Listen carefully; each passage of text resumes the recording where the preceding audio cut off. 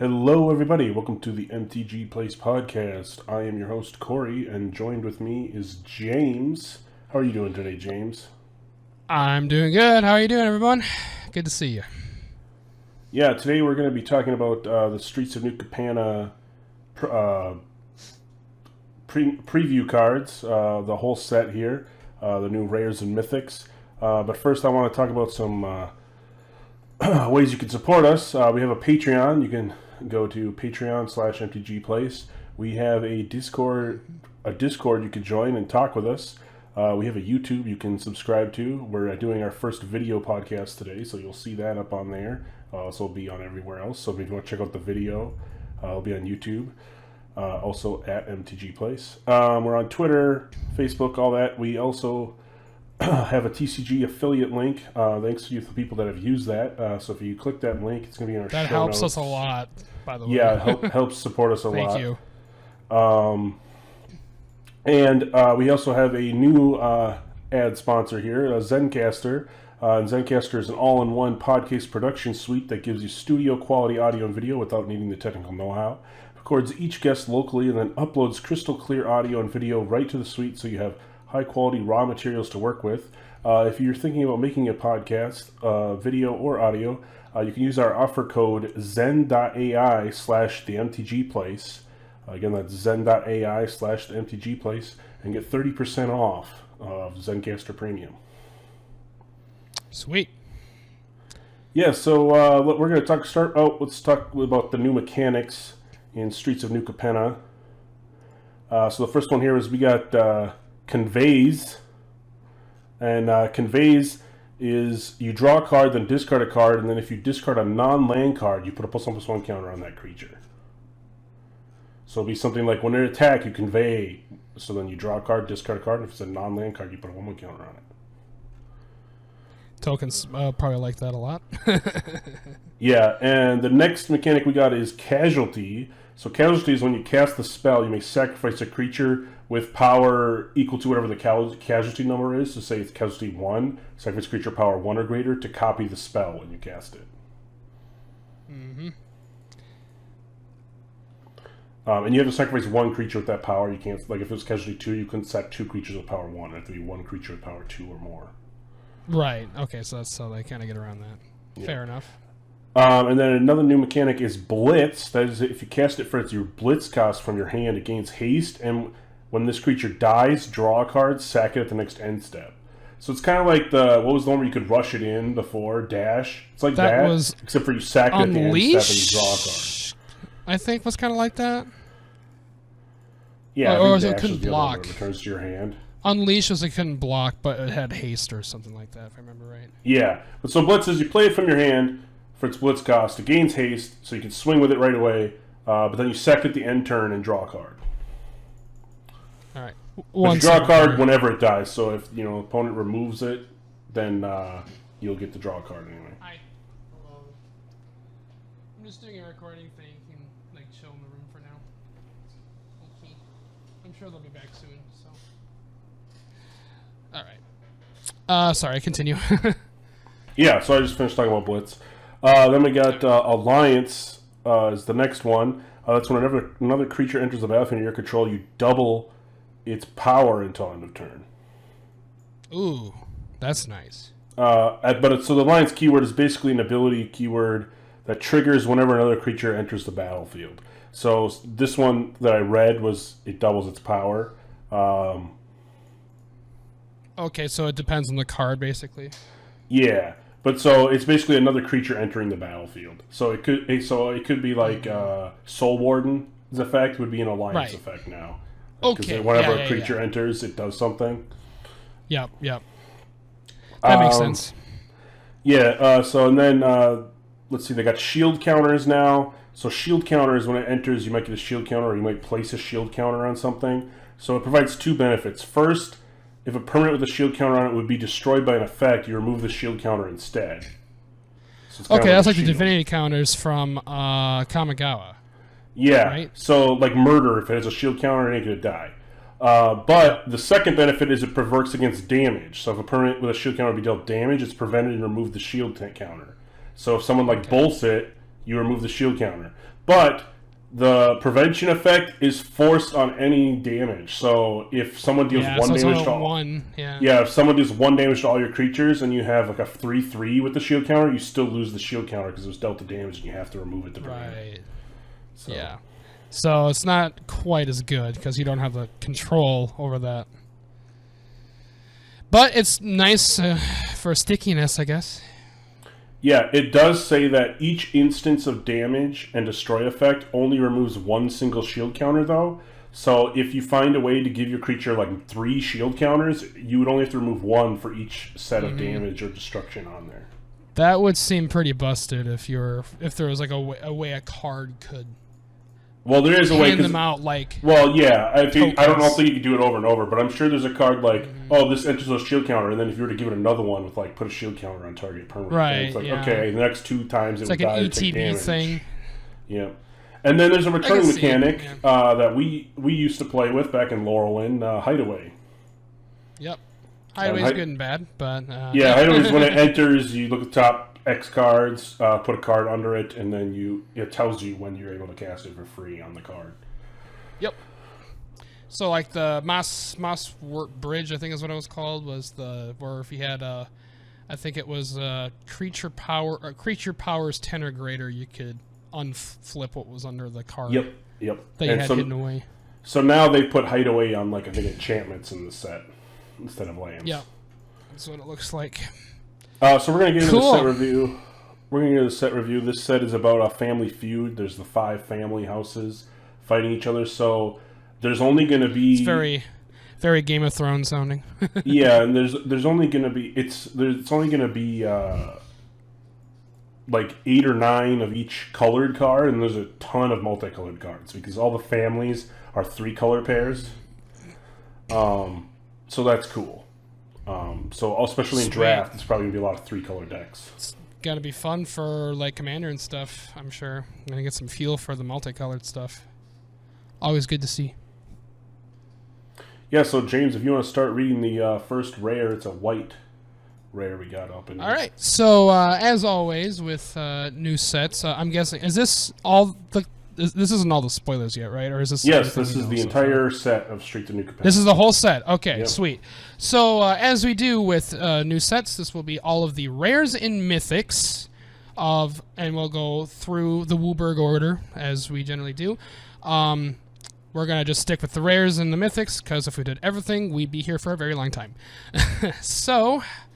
Our first white rare is Depopulate, which is 2 white mana cost for a sorcery that says each player who controls a multicolored creature each player who controls a multicolored creature draws a card, then destroy all creatures. Yeah, so Wrath of God, but if you have a multicolored creature, you draw a card. Yeah. Well, it's each player who does, but yes. Yeah. So anybody who has one draws a card. So it's white card draw if you're the only one playing multicolor out, but I mean, basically I'd rather still play Wrath of God. Yeah, Wrath's still better, but I guess it's a benefit. All right, next card we got is a new Elspeth. We got Elspeth Resplendent. It's 3 white for Legendary Planeswalker Elspeth. It has 5 loyalty counters, and so this is a really small text. +1, choose up to 1 target creature, put a +1/+1 counter on it, and a counter from among Flying, First Strike, Lifelink, or Vigilance on it. That's the +1. -3, look at the top 7 cards of your library. You may put a permanent card with mana value 3 or less from among them onto the battlefield with a shield counter on it, and put the rest in the bottom of your library in a random order. Or -7, create 5 3/3 white angel creature tokens with flying. So this is just pure creature everything. Yeah, it buffs your creatures. It gets you. Well, so the first one buffs your creatures. It's going to give it a keyword and a 1/1 counter. Second one is you're gonna get any permanent with CMC 3 or less and put a shield counter on it. So you can hit like a Sol Ring off that and get a shield counter. So if they blow up all artifacts, it's not going to die. Your Sol Ring will not die. Yeah, it's nice. And then the alt is a bunch of angels with flying.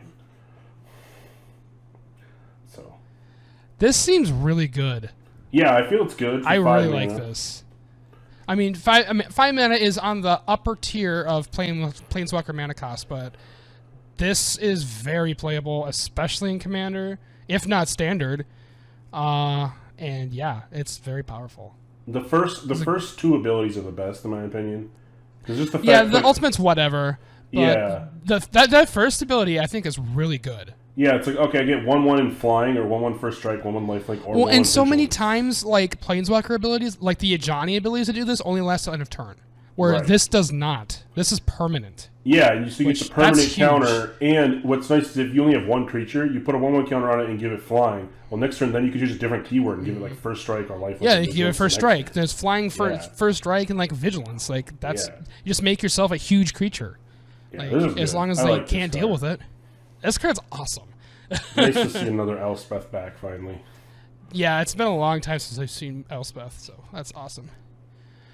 Next up, we have Extraction Specialist. It is 2 white for a 3/2 human rogue creature with lifelink. And then it says, when Extraction Specialist enters the battlefield, return target creature card with mana value 2 or less from your graveyard to the battlefield. That creature can attack or block for as long as you control Extraction Specialist. So, a bring back card in a creature that basically you want to do a creature that has keywords on it, looks like. Or has like an activated ability, maybe. Yeah, an ETB ability, or, I mean, you just bring something back with this and then immediately sacrifice it off to, like, Ashnod's Altar or something, because then you could attack or block with whatever you brought back. Yeah, it just kills. But it does have to have mana value 2 or less, so, like... That's true, yeah. So, I mean, there's plenty of mana value 2 or less cards that can be dorks, though. Like, but I'm just thinking, you could bring... mana or something. Yeah, the combo I'm thinking of is you could play this, bring back, like, what's the 2-mana guy from Throne of Eldraine that flickers? Oh, yeah. It's like Charm Prince or something. I can't remember what it's called. Yeah. I think, but anyway, so it comes back, you bring that back, and then you flicker this, and then you get another thing. Yeah, Charming Prince. That's what it was. Yeah. Yeah. I think there's plenty of combos for this that it's a cheap combo, basically. I mean, either way, it's still a 3 for a 3/2 lifelinker. You get something back, and then you just keep swinging with this till they block it. So. Yeah, honestly, yeah. Like, it's a fine card on its own. Next up we have a Gita, Font of Hope. It's 1 and a white for a 2/2 legendary creature angel with flying and vigilance. Each other angel you control enters the battlefield with an additional 1/1 counter on it for each angel you already control, and it has tap, add a white mana, spend this mana only to cast an angel spell. That's for 2 mana. What the fuck is this? This is ridiculous. Okay, just 2 for a 2/2 with flying and vigilance. That by itself is a good card. And then it's a mana dork for angels, and then it pumps your other angels too. Yeah, like if you play this... What the hell? If you turn 1, play 1-drop angel. Turn 2, play this. Turn 3... Like Seer Ascendant. That's an angel, right? Yeah, but I don't think it costs 1, does it? Maybe it does. Yeah, Seer Ascendant costs 1. Okay, yeah, so play Seer Ascendant turn 1, drop this turn 2, and then turn 3, you now have 4 mana if you had another land in your hand. You hit all your land drops. You now play a 4-mana angel that's going to get 2 1/1 counters. Yeah, like, okay. Like, that's talk about so an good. Insane start in, like, an angel deck. What like, the hell? This seems like the mono-white angel commander. If you're running angels, Tribal. you will run this card. Yeah, but you could this angel will tribal, run your deck. Angel Tribal, this is your commander, and just play mono-white angels. 100%. Awesome. You will play this on turn 2 every single game. Yeah, this card is nutty. This is... What the... Wizards, what are you doing? This is busted. And way cheap, too. Like, holy crap. Yeah, only 2 mana. That's a good... This is probably one of the best cards in this set, honestly, right here. So good, yeah. Very good. Just between the tech, the power toughness, and what it does, and the mana cost is just insane. Oh my god. Alright, next up, we have Halo Fountain. It is 2 and a white for an artifact. The artifact has tap a white and tap it. Untap a tapped creature you control. Create a 1/1 green and white citizen creature token. It also has tap 2 white and tap it. Untap 2 tapped creatures you control. Draw a card. And, okay, I have to count. 1, 2, 3, 4, 5. So you tap 5 white and tap it. Untap, what the hell? Untap 15 tap creatures you control. You win the game. Yeah, so this What is this? This is win the game in a token deck. So in your risk deck, this just wins, right? Okay. Wizards? What are you doing? But this is all. What most of the time you're not even going to get the win the game thing. You're still going to play this in like a mono white deck because pay 2, untap 2 creatures, draw a card. It's white card draw. Totally. Yeah, So, white card draw is always good. Yeah, like you're going to be able to make it a dark most of the time and draw a card probably a majority of the time too with this. So this is a really good card. I think this is going to be in like every white commander deck. If you're playing a token deck, you're going to play this. People are going to blow it up just because they don't want you to win with the win the game bullshit. I'm guessing. I'm guessing you have to have 15 creatures to untap for that to work, right? Yes, but like if you have, yeah. But if you have like what is the one Heritage Druid or something where you can tap all your elves, or like Null Mage, you can just keep tapping things to its effect, then you just use this and untap them all. So. Or you just swing with like 21 ones, and if they don't die, you win the game. Either when you have 15 anythings, you're probably in a good position. You don't need to win the game text. That's why I said the first 2 abilities are going to be used more often because you probably are going to win with that more than the win the game. This third ability is just silly, but fun to see though, definitely. Next, we got Mysterious Limousine. This is 3 white for a 4/4 artifact vehicle. Whenever it enters the battlefield or attacks, exile up to 1 other target creature until Mysterious Limousine leaves the battlefield. If a creature is put into exile this way, return each other card exiled with Mysterious Limousine to the battlefield under its owner's control, and it has crew 2. Okay, so this is literally what was that, Angel? This is Resto. This is literally Resto Angel, right? They had like eat the things under the card, and then when it goes away, you get the things back. That's Angel of Serenity. Angel of Serenity. Oh yeah, that's what it is. Yeah, so it's like that on a limo, a crewed artifact creature. Yeah, but it's a vehicle. Yeah, that's kind of cool. It's good too because like you can just exile your opponent's crap and then like exactly. I mean that's exactly what you did with Angel of Serenity. You literally just took your opponent's shit. Mm-hmm. That was the point. And then took stuff out of your graveyard. This doesn't target graveyards, though, does it? No, it doesn't target graveyards. No, this is just in the battlefield. Okay, so it's not quite as good. But it's only crew 2 for a 4/4. It's not bad. You'd probably play this. Doable. You'd probably play this in the new vehicles pre-con deck that came out if you wanted to upgrade it. Well, especially if you have any kind of creature tokens. I mean, yeah, you're gonna probably easily use this. Right, next up we have Rabble Rousing. It is 4 white for an enchantment. It has Hideaway 5, so again, for those who don't remember what Hideaway is from back in the day. When this enters the battlefield, look at the top 5 cards of your library, exile 1 face down, and then put the rest on the bottom in a random order. So you take the 1 card that you want, and you basically slip it under this until the Hideaway... what's the word? The Hideaway. Yeah, the trigger is met. So in this case, that is whenever you attack with 1 or more creatures, create that many 1/1 green and white citizen creature tokens. Then, if you control 10 or more creatures, you may play the exile card without paying its mana cost. So you play your Hideaway card for free. Yeah, so this you could just swing with 5 dudes, make 5 1/1s, and then immediately play it. Yeah, that's very easy to do.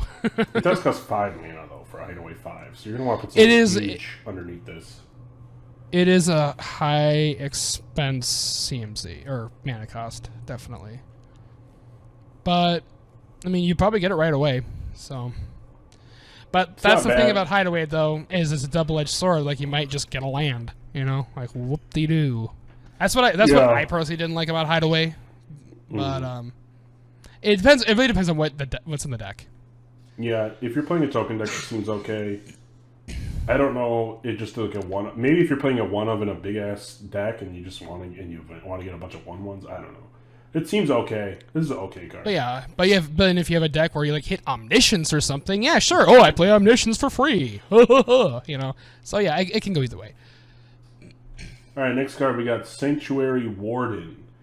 This is 4 white for a 5/5 creature angel soldier with flying.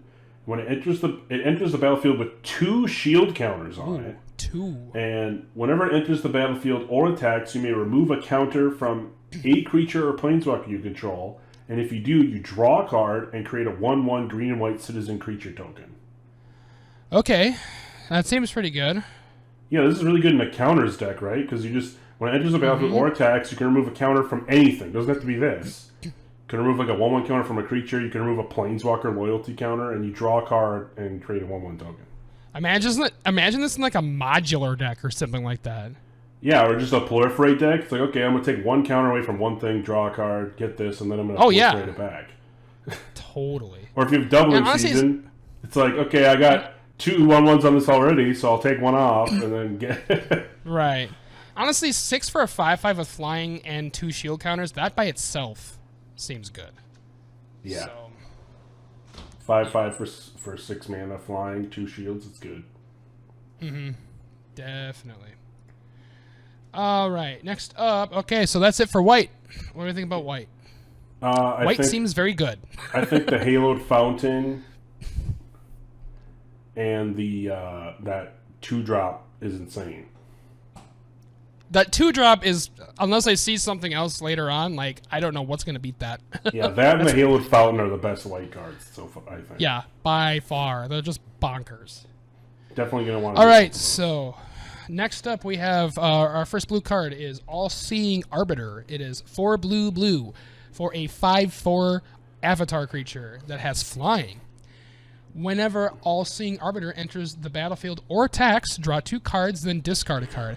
Whenever you discard a card, target creature an opponent controls gets -X/-0 until your next turn, where X is the number of different mana values among cards in your graveyard. Interesting. Yeah, it's an interesting card. I like the draw 2, discard a card when it attacks or enters. That's kind of cool. I like that it's an avatar if you just want to go nuts and play like 5-color avatar deck. Oh, totally. Yeah. The discard a card thing to give something -X is whatever, because like, yeah, you might have a couple different mana values, but like, so at most it's probably going to be -3, -4. -3, like maybe -5 if you really go for it. Yeah, because I feel like most people play like 3 cost or less stuff a lot in the index nowadays, just because they want their mana curve to be really good, and then they just play bombs. Like this would be your 6-spot bomb. So. Yeah. It's so. I'd play it. It's all right. In a Flyers deck or an Avatar. The draw card or draw 2 card effect is good. Yeah, you could flicker that. You can just keep tagging with it and do that too. So that's totally. Good. ETB or just attacking, honestly. Yeah. All right, next blue card is Cut Your Losses. It's 4 blue for a sorcery with Casualty 2, which means as you cast this spell, you can sacrifice a creature with power 2 or greater. When you do, you copy this spell, and you may choose new targets. And then the card does, target player mills half their library rounded down. Oh, God. So if I copy this, you mill half, then mill half. That's so you lose like 3/4 of your deck almost. Okay. Rip your library. Yeah. Hello, Mill. How are you? I'm glad this is back in the format. If you have everyone's favorite format's back. If you have Brewback out, this just without copying it is insta win because they mill their whole deck because they mill double. Right. Yeah. So in a Brewback deck, this is insta go in. You just win the game. Yeah, exactly. Awesome. Or in Commander, you mill one guy because you're probably playing Brewback in Commander, so you mill one person out with it. Yeah. It's basically another Traumatize that you could copy if you want. Yeah. That'd be another thing. This actually be really good in Brewback because you could copy it and then mill 2 people out. Mm-hmm. So then 2 of your 3 opponents are dead. So like, bye, see ya, nice knowing ya, ha ha ha. But outside of that deck, I don't think this is going to be played. Yeah. Also, I do have to mention, this is that artist again. I can tell that I'm not a huge fan of. This is Dominion. Or Dominic Matter. Guys, isn't that the same artist that does that faithless looting that we don't like? No, it's not. I don't think so. Let me check. Oh, okay. It looks similar, so I don't know. Look up. There's another card in this set that has it that you can definitely tell is that guy, and he's really bad. It's the one with the ring. It's like socialist climber or social climber. Look up the Streets of New Capenna card. Social climber. Real quick. See what the artist is on that. Is that the same guy?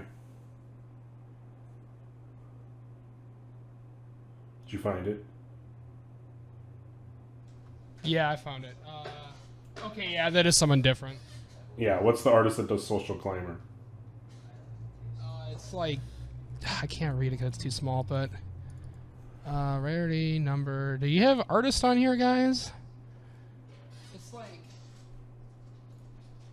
Carly Mazur, I think. I think is what that says. I can't read it very well, but because it's like very small. Let me see if I can find it here. I wish I could like expand the frickin' picture on TCG here. It's Carly Mazur, M-A-Z-U-R. Oh, there we go. Yeah, Mazur. Okay. Yeah. Okay. But anyway, so that's the person who did that faithless Sorry, that I don't like. sidetracking. Okay, so I guess it is a different artist. Yes. It just looked like it reminded me of the style, though. But if you look at that card, Sorry you to can go on definitely tell it's the exact same. Because I hate the art on that card too. Yeah.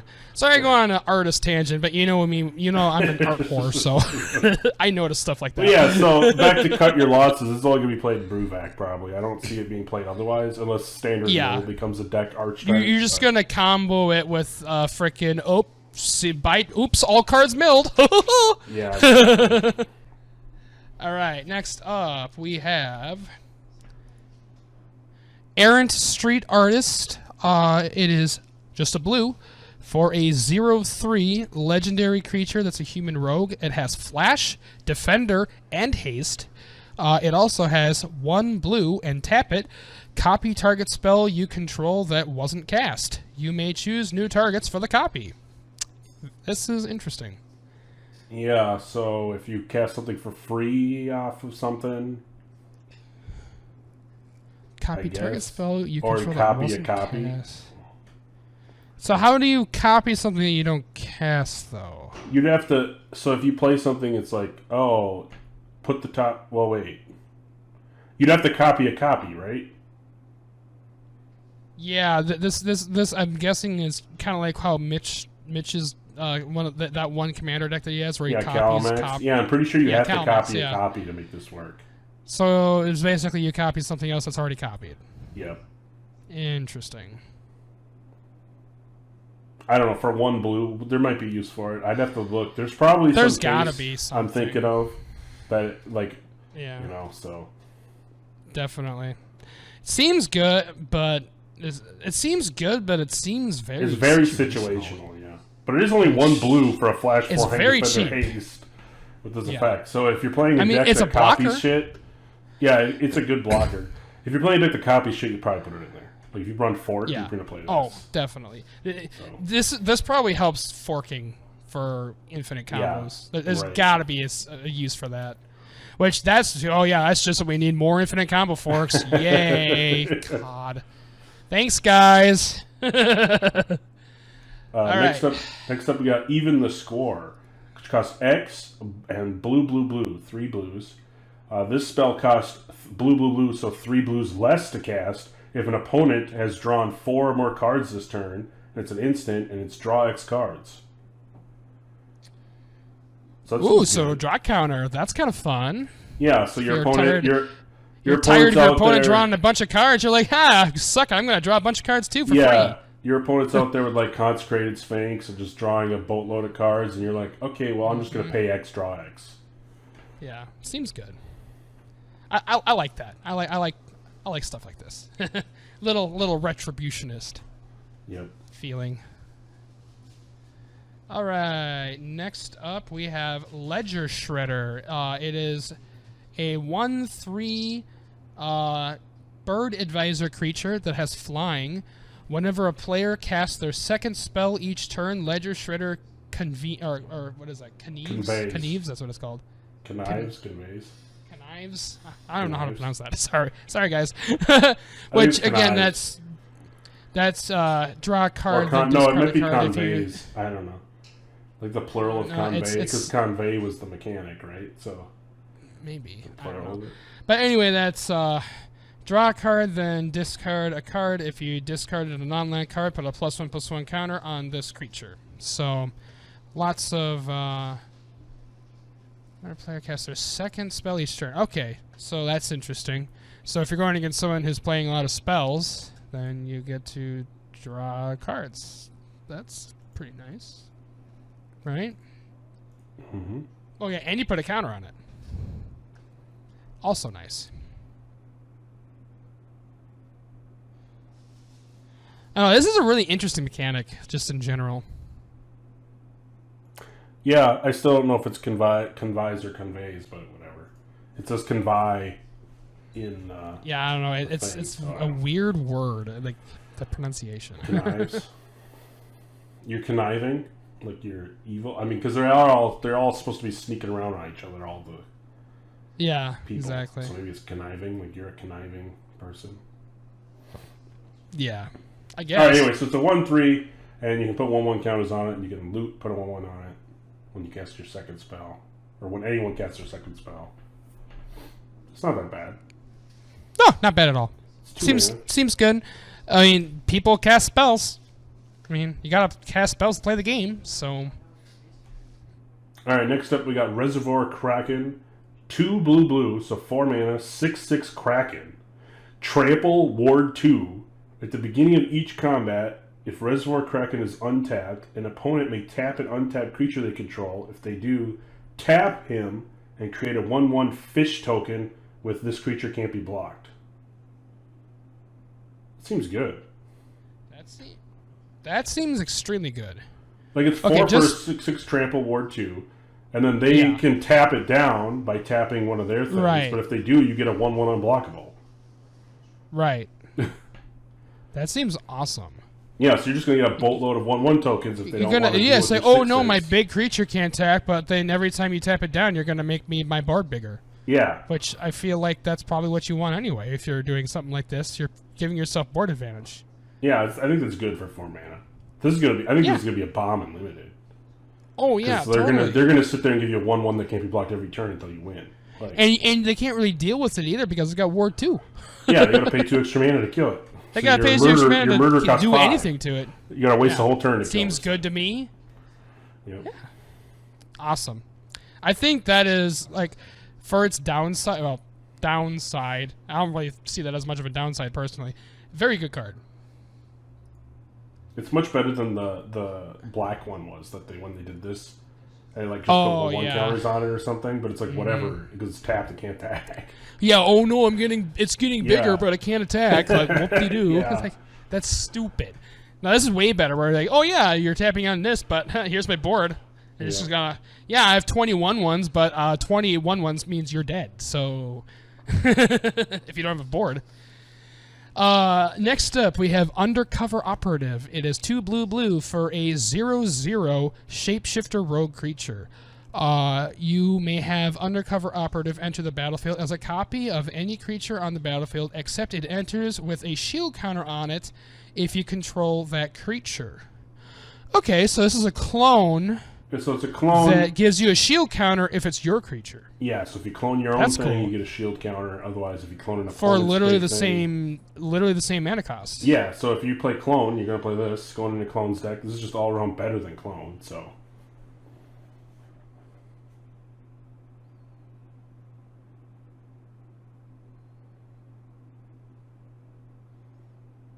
Yeah, this is just all around better than clone. Yee, for sure. I think that's very playable. 100%. It's literally a new clone that's better. I mean, I'm good with that. Next up, we got Wiretapping. 4 blue for an enchantment Hideaway 5. And then whenever you draw... Are they all Hideaway 5? Jeez.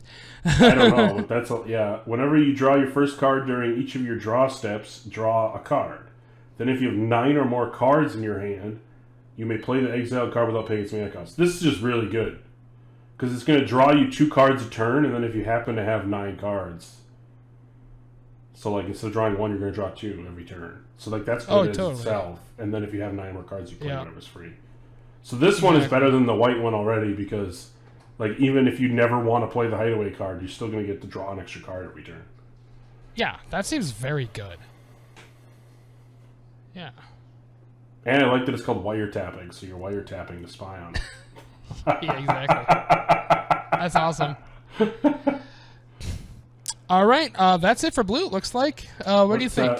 What blue card are you going to play? What card do you think was best?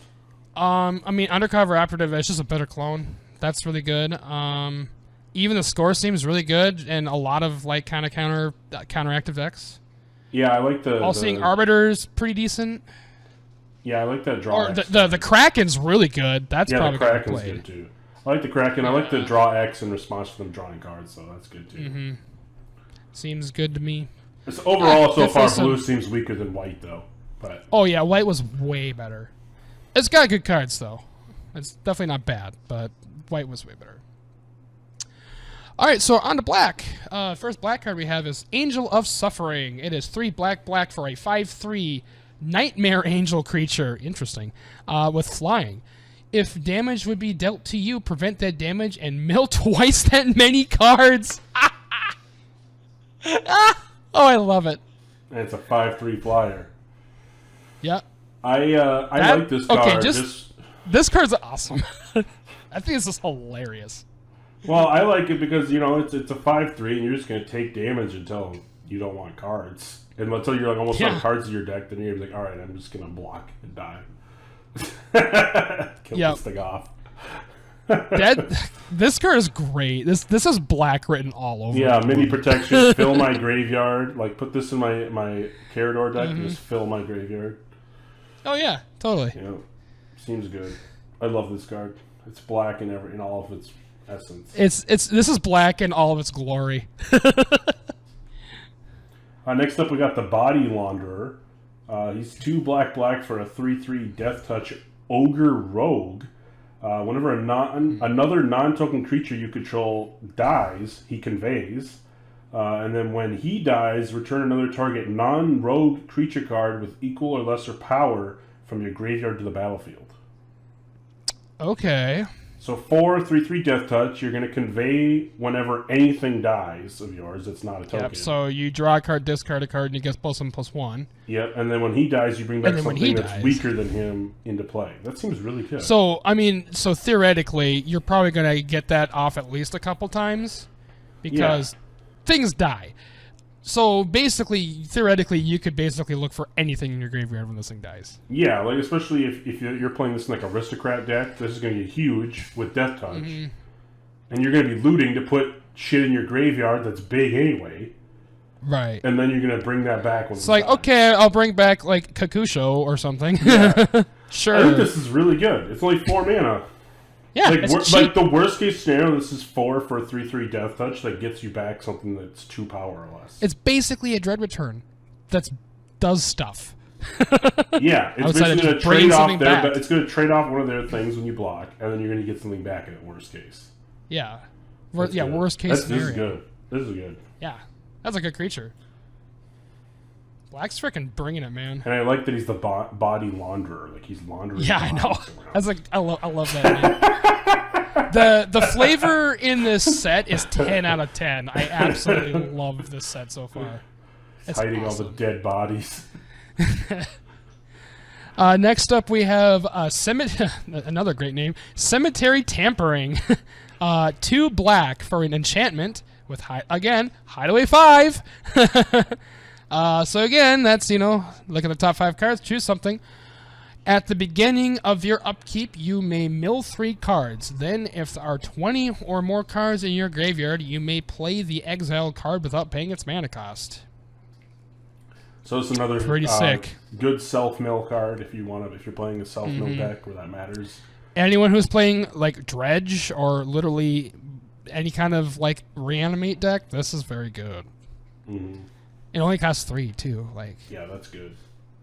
Not bad. Just to be able, it's like 3 for just mill 3 every turn. I think people would. Yeah, play. this is like a dredging engine / entombing engine. Like, seems good, man. And it's optional too. It says you may. You don't have to. It's a May ability, which is also good. And then you can get something in for free as a benefit. So yeah. All right, next card we got cut of the Prophets. It's X black for and casualty 3. So as you cast this spell, you may sacrifice a creature power 3 or greater. If you do, copy the spell. Draw X cards, lose X life. Okay, this is kind of crazy because I could pump like 5 into X, right? So I'm drawing 5 cards and then sack something with power 3 or greater, and then I'm drawing 10 cards. Yep. That's good. And you lose 5 life, which in black, whoop-de-doo, who cares? Yeah. Just 10 if you copied it, but yeah. Right, still, whoop-de-doo, who cares? And life's a resource when you're playing black, man. Another cool name because you're getting a cut of the Prophets. Yeah. I'm absolutely loving this. I'm a sucker for like concept stuff like this, and this is awesome. Drawing cards seems very good. The other funny thing is like the artwork. It's, you're getting a cut of the Prophets. It looks like they're cutting up the dead guy. Yeah, like, and there's it's like it's turning into gold. Yeah, it's turning into gold as they cut them up, which is weird. But okay. This is awesome. It's so metal, man. Seems good. Next up, we have Sanguine Spy. It is 2 and 3, or 2 and Jesus Christ, sorry. It is 2 and black for a 2/3. There we go. Vampire rogue creature with menace and lifelink. And it has tap a colorless, sacrifice another creature, look at the top card of your library. You may put that card into your graveyard. It also has, at the beginning of your end step, if there are 5 or more mana values among cards in your graveyard, you may pay 2 life. If you do, draw a card. That seems good. Yeah, it seems alright. A 2/3 lifelink menace for 3 is good. The second other creature, look at the top card, you may put it in your graveyard, is whatever. It's just a sack outlet if you happen to need one. Sack outlet's always nice. But it's not that hard to get 5 different mana values to keep paying 2 life draw a card. I mean, especially if you're trying to put stuff in your graveyard, like you have that kind of deck, that's pretty easy to do. Seems good, man. Very playable. Next up, we have Shadow of Mortality, which costs 13 black. So it costs 15 mana, 13 colorless, and black. For a 7/7 avatar, if your life total is less than your starting life total, this spell costs X less, or X is the difference. So so this is kind of like a Death Shadow kind of thing. Yeah, so if you're like 5 mana less than your starting, then it costs, instead of 15, it costs 10. 10, right. You know. But if you're playing the Commander, you could be like 13 down, and then it just costs 2 for a 7/7. Mm-hmm. This is really good in Commander, yeah. You have a lot more life to lose. Constructed, you're going to be at like 7 life until you can play it for basically 2. 2. Yeah. Interesting card. I think it's interesting. I mean, it's just a 7/7, though. I mean, yeah, it's still just a vanilla 7/7. Even for 2 at mana, least give me a keyword or something for this. Come on, at least flying or something. Unless you're guaranteed to cast it for 2 every single time, I don't see you playing it. I mean, again, I love the flavor, but if you're playing a Death Shadow deck, you might play this. This is good for a Death Shadow deck, but this seems kind of vanilla, unfortunately. But cool idea though. I love it. Next up we have Shakedown Heavy. It is 2 and a black for a 6/4 Ogre Warrior creature with menace. Whenever Shakedown Heavy attacks, defending player may have you draw a card. If they do, untap Shakedown Heavy and remove it from combat. Okay. So it's like you bribe him not to attack so you can draw cards. Yeah, that's why he's the Shakedown Heavy. He's the guy there. He's like, hey man, you gotta pay up. Okay, well I'll give you a card so that you don't kill me right now. So you don't deal 6 to my face. Yeah, so that I get another day to pay you back. Right? I love it. It's a 6/4 menace. Good. It's a 6/4 menace for 3. That's good. I know, that's busted. Like you're gonna play this. If he attacks, good luck, fucker.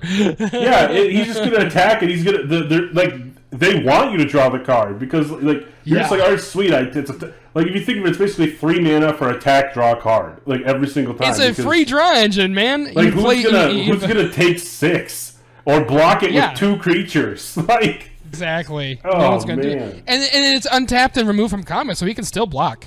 Right. So exactly. he's still a blocker. You can still block with 6/4 after you get a It's card. literally a blocker that gives you free cards. Seems good. This is good. It costs 3 mana.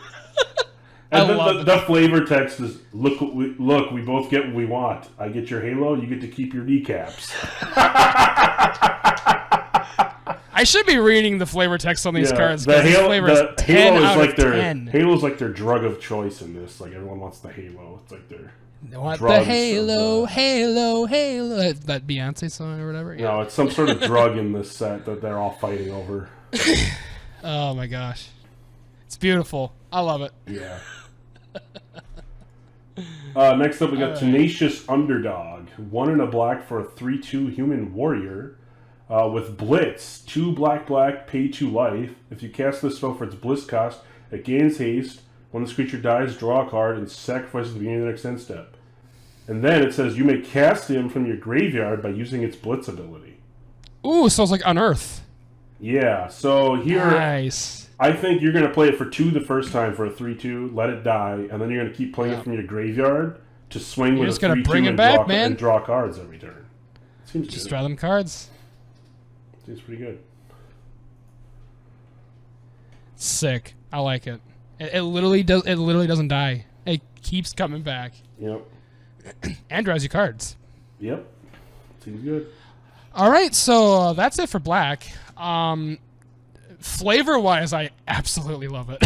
yeah, I really love got some of the good black flavor, cards, man. flavor-wise. The best card I think is that 4 mana.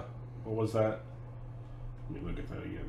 The Body Launderer, or are you talking about the Body Launderer, the Angel of Suffering, and the Heavy, and the Shakedown Heavy are fantastic. Mm-hmm. I love those the are flavor good of the Shakedown cards. Heavy. The flavor is great, and then the cards are also good. Like these are really playable. Like they have trade-offs, but they're not necessarily bad trade-offs. Like you're still getting shit in return. Yep. Like this is good stuff, man. Because I remember back in the day when trade-offs sucked. Like I think these are good. So far, I think white is the best, and black's probably second best. Black stuff's second best, easy. This is good. And blue is like the third best so far. Blue's still pretty good. All right, we're on to red. First of all, we have Arcane So yeah, let me say that again. Arcane Bombardment.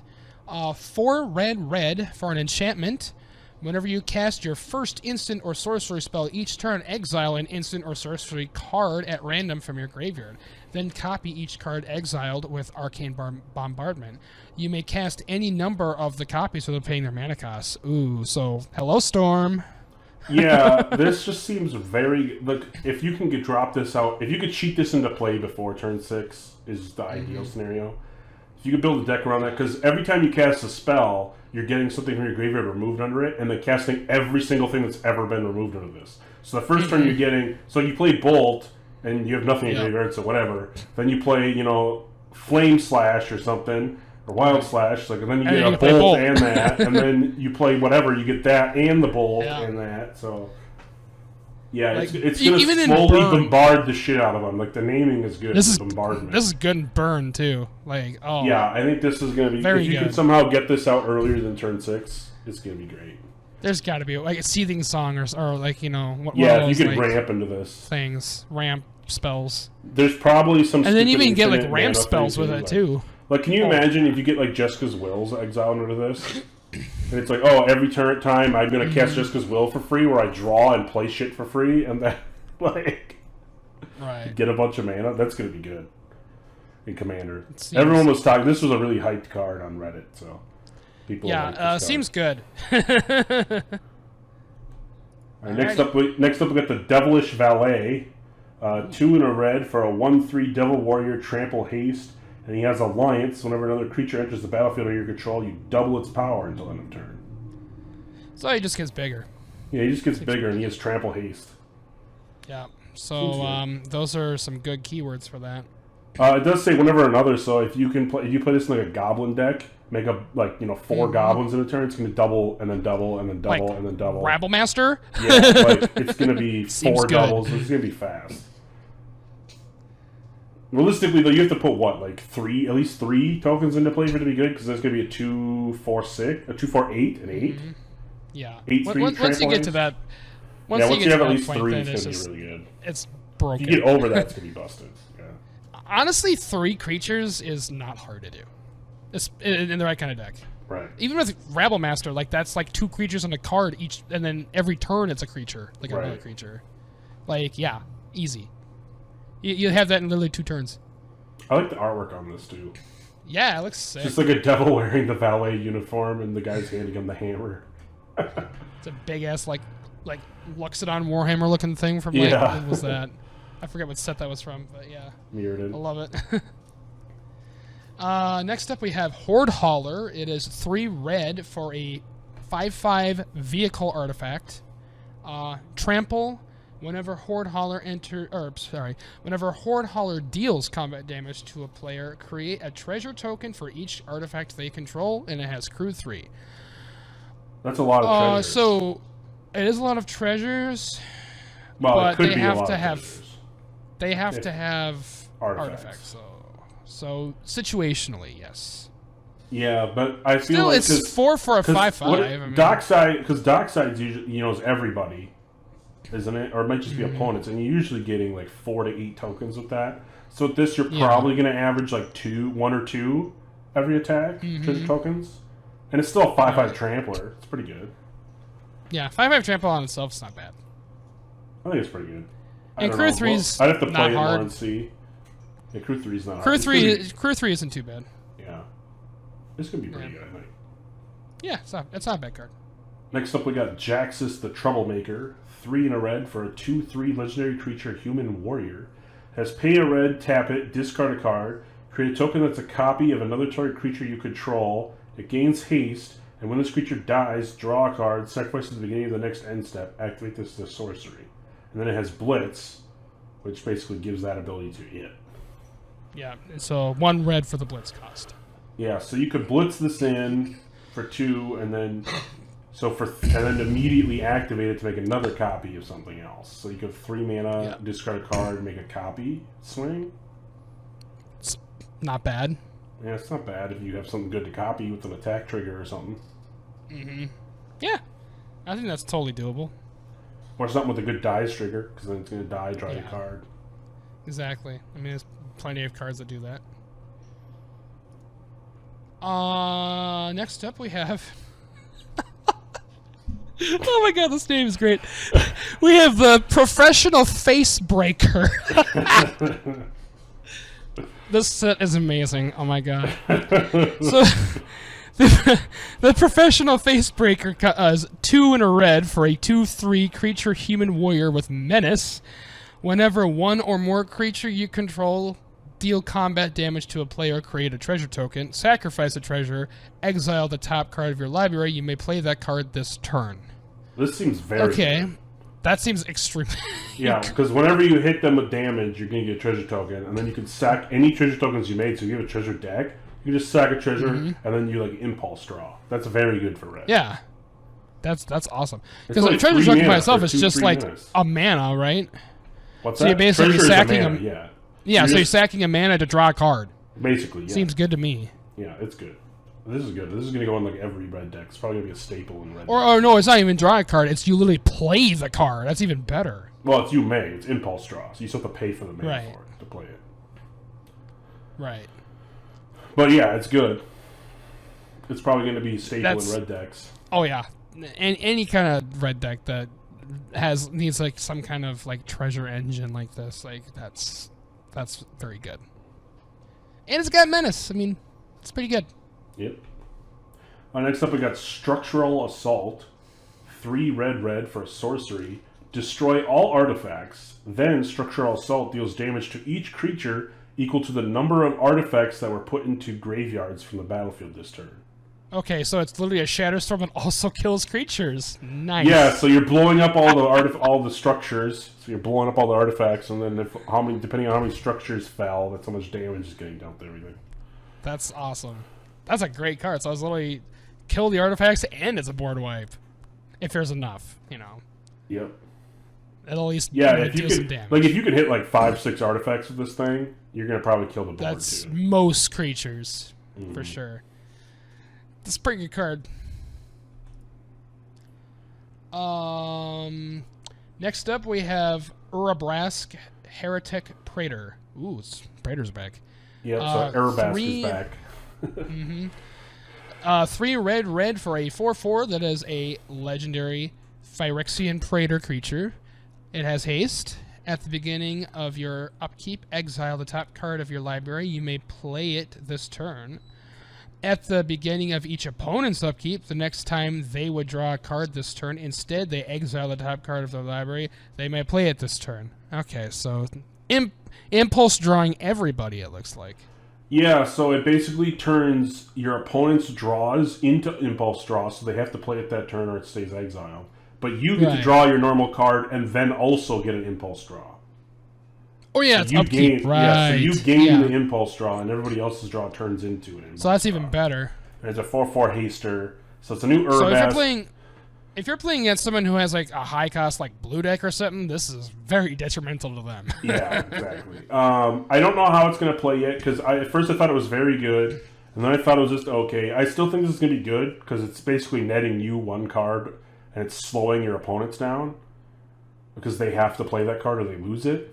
But right. I still think the old Urabrask is better, but I mean, yeah, that's usually the way it goes. But and also like it might make them force them like fizzle spells. You know, it's like, oh, what if they draw a counter spell that there's nothing to counter? It's like, well, yeah. And so the last set we had Jin-Gitaxias. The set before that was Vorinclex. Now Urabrask is here. Now so that means we got Shieldred and Elish Norn eventually. Yeah, well, we'll see. Well, we didn't see Elish Norn in the white cards, so.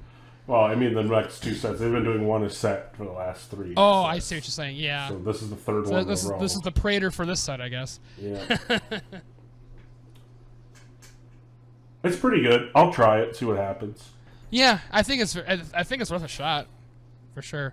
I feel like it's very good card disruption. Like, a lot of decks rely on like specific like situational spells and things, and this kind of wipes that out, you know? Right.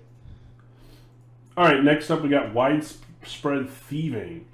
2 and a red for an enchantment with Hideaway 5.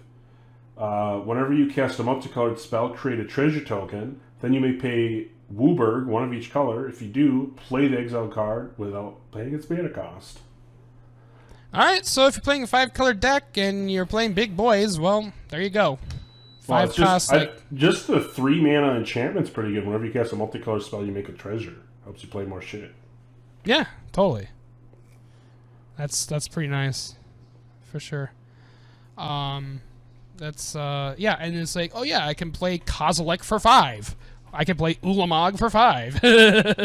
So red, I think the Arcane Bombardment's the best card. Oh, for sure.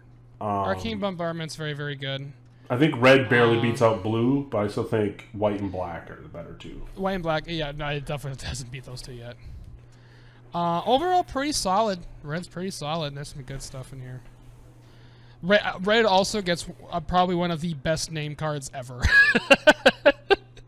The Professional Face Breaker. I love it. Yeah. That's the first time we've actually like cracked up reading a card. All right, we are moving on to green. First card in green is Bootlegger Stash. It is 5 green for an artifact. Lands you control have tap, create a treasure token. Ooh, this is busted. Interesting. That's very. This is everyone's talking about how busted this is and how this is basically like you basically just have infinite like. If you have any excess mana, you're like, sweet, got a bunch of treasure tokens. If you're playing, I need so many artifacts to win the game. Sweet, make it to a bunch of treasure tokens. Like this card is nutty. Okay, this is insane. Like, there's so many. Like, just think of all of like the decks that just ramp up to 1 billion lands, and then it's like, oh well, I'm just gonna make it like any lands you don't tap. Oh, these are treasure tokens now. I have Lotus Petals galore. It's like, okay. Seems good.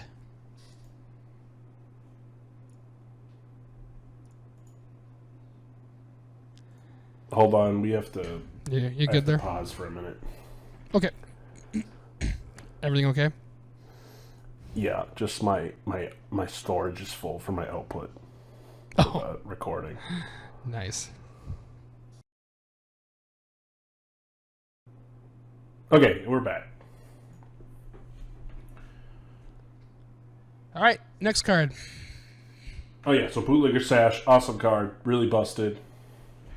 Absolutely bonkers. I mean, it's literally whatever mana you don't use, well, you stash it for later. There you go. Next up, we got Evolving Door, 2 in a green for an artifact. Pay 1 and tap it, sacrifice a creature, count the colors of the sacrificed creature, then search your library for a creature card that's exactly that many colors plus 1. Exile that card, then shuffle. You may cast the exile card. Activate only as a sorcery. So Birthing Pod of color. Birthing Pod of colors, but you still have to pay the mana to cast it. Seems real nice. Yeah, it's all right. Cheating stuff. I don't like that you still have to pay the mana to cast the card instead of just getting it into play. But right, yeah. Still good. I mean, it's a way to get cards. So Green likes that. Mm-hmm. Next up, we have Fight Rigging. It is 2 and a green for an enchantment with Hideaway 5, again. At the beginning of combat on your turn, put a +1/+1 counter on target creature you control. Then, if you control a creature with power 7 or greater, you may play the exile card without paying its mana cost. So, this is very much like how Monster Bridge was. Because that was kind of a similar thing. Yeah, except for it was power 10 or greater. But it was 10 instead of 7. Yeah, but it was between all of your things instead of this is just a singular creature. It's still good. I like this card. Anything that pumps your stuff. It still gets a 1/1 every single turn. Like at worst, pretty nice. Like 3 mana, put a 1/1 on every turn. That's an okay card. So yeah, that's not bad. I mean, it's only 1 creature per each time, but I mean, you don't necessarily have to have a lot of creatures for that to be good. Yep. Just keep pumping the same one, honestly. Yep. Next up, we got the Gala Greeters. It's 1 and a green for a 1/1 elf druid with Alliance. Whenever another creature enters the battlefield under your control, choose one that hasn't been chosen this turn. Put a 1/1 counter on Gala Greeters, create a tapped treasure token, or gain 2 life. Interesting. Okay. So this is just all around better than Essence Warden. Oh, totally. Because you can it play costs 1 creature. 1 more. You play 1 creature, you can get 2 life instead of 1. You can play 2 creatures, you get a tap treasure token and something, or play 3 and you get all 3 abilities. Right. But it only counts creatures under your control instead of everybody. Right, so it's not everybody. Right. Still good. I think this is really good. Definitely good. Especially in an elf deck, and this itself is an elf, so. Mm-hmm. Yeah. Any kind of elf deck, this is great. 100%. All right. There we go. Next up, we have Titan of Industry. It is 4 green, so that is 7 total for a 7/7. You guessed it. Creature, that's an elemental. It also has Reach and Trample. When Titan of Industry enters the battlefield, choose 2. Destroy target artifact or enchantment. Target player gains 5 life. Create a 4/4 green Rhino warrior creature token, or put a shield counter on a creature you control.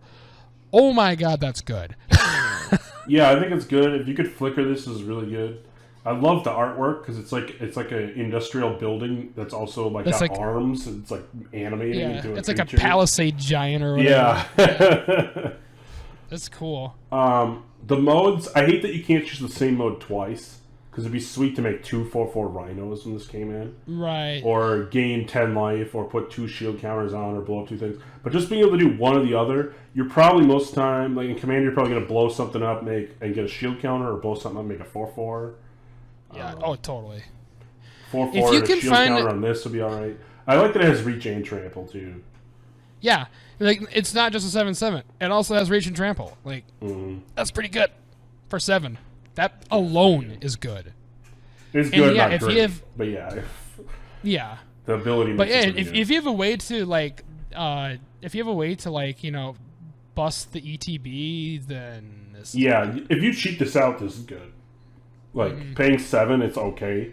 Like it's probably about the right value for it. But if you can cheat this out, or abuse, or if you can the make it ETB, happen more than once, like Conjure's copy Closet the this thing ETB. over and over. Oh yeah, it's Flicker Wisp. Yeah, You know, one of the many ways to flicker shit. This is the target right here. This is or really if you just good. played in Elementals, you have Yarick out. This is going to trigger again. Yeah, copy the ETB. Yeah. Yeah, seems good. Definitely. Next up, we got Topiary Stomper. 1 green for a 4/4 Vigilance Plant Dinosaur. When it enters the battlefield, you search your library for a basic land card, put it onto the battlefield tapped, then shuffle.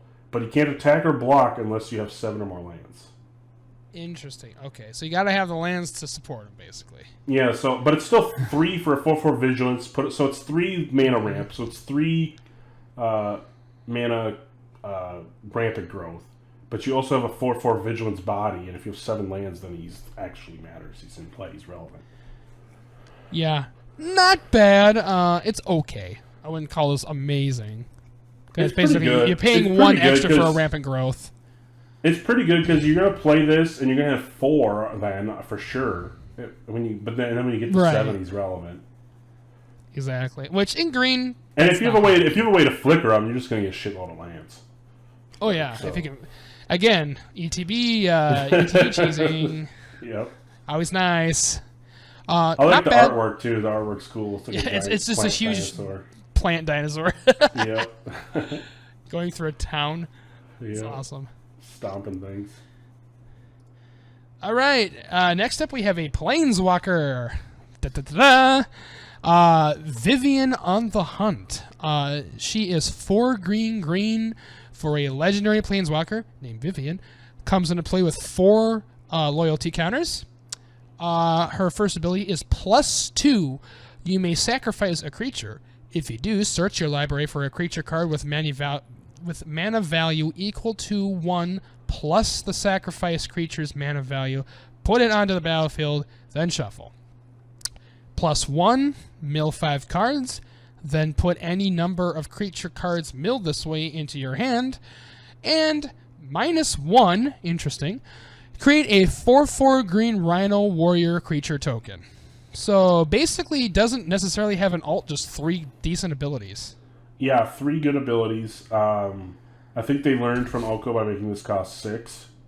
Yeah, But you have 2 no pluses. shit. But so the first part is Birthing Pod, basically, and you're adding 2. It literally is. But the +1 is super good from like my Carador deck because you mill 5. I feel like any creature-based deck, you're gonna play everything.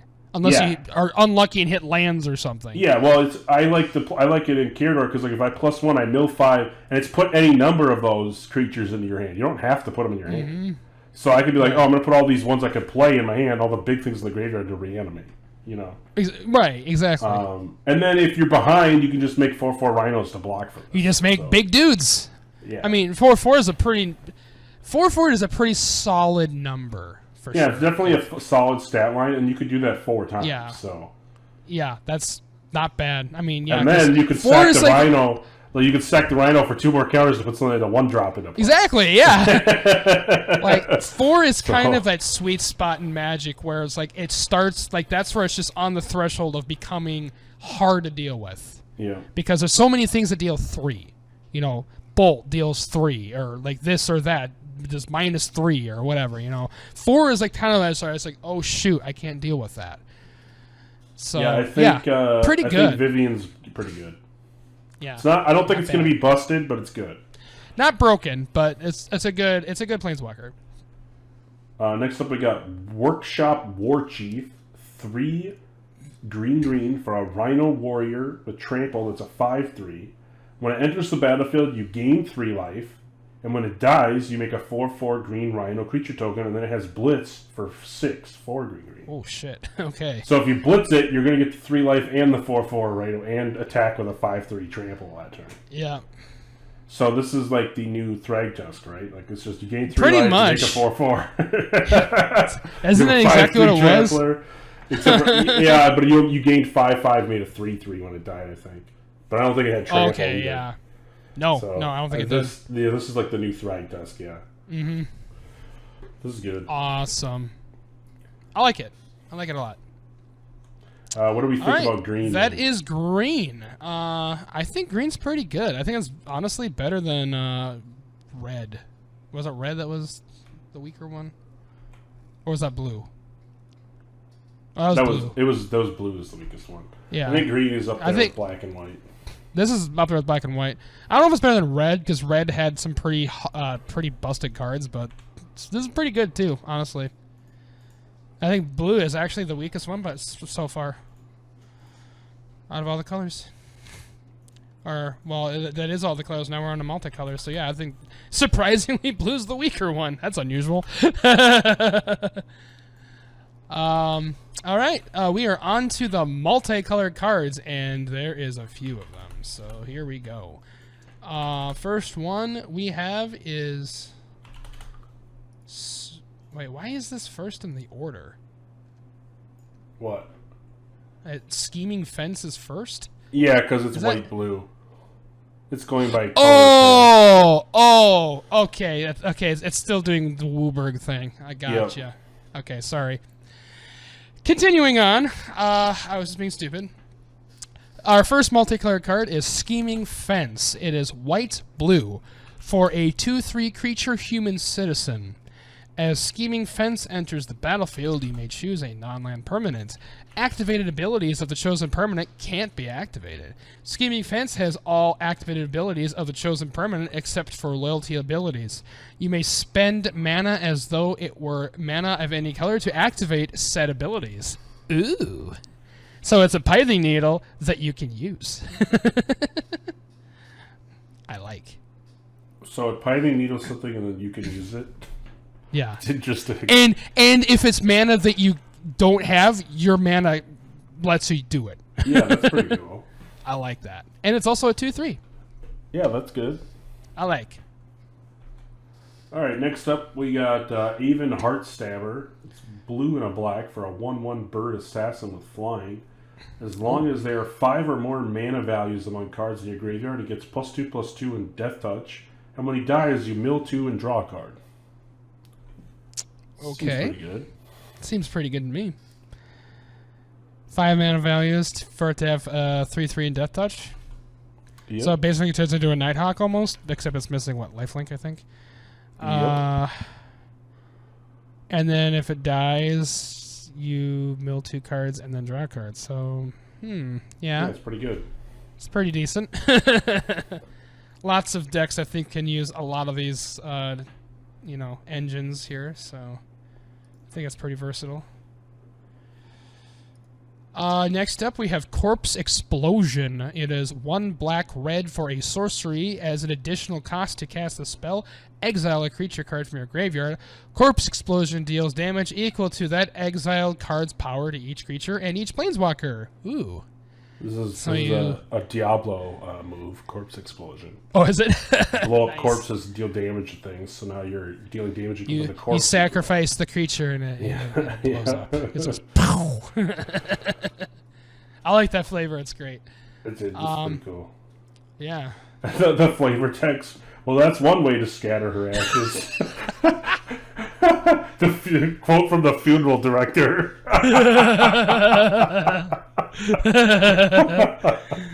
That's good. All right, next up we got and it's each creature and each planeswalker too. Which, so it's like a. That's pretty nice. That's a board wipe. Next up, we got another planeswalker. We got Obnixilis, the adversary. Ooh. So 1 black-red, 3 mana for 3 loyalty planeswalker. It has casualty X. The copy isn't legendary and has starting loyalty X. So when you cast it, you sacrifice a creature with power X, and it becomes a copy of this that enters with that much loyalty. So if you get rid of a creature with 2 power, it comes in with 2 loyalty. 7 power, you can alt right away. All right, You so can alt.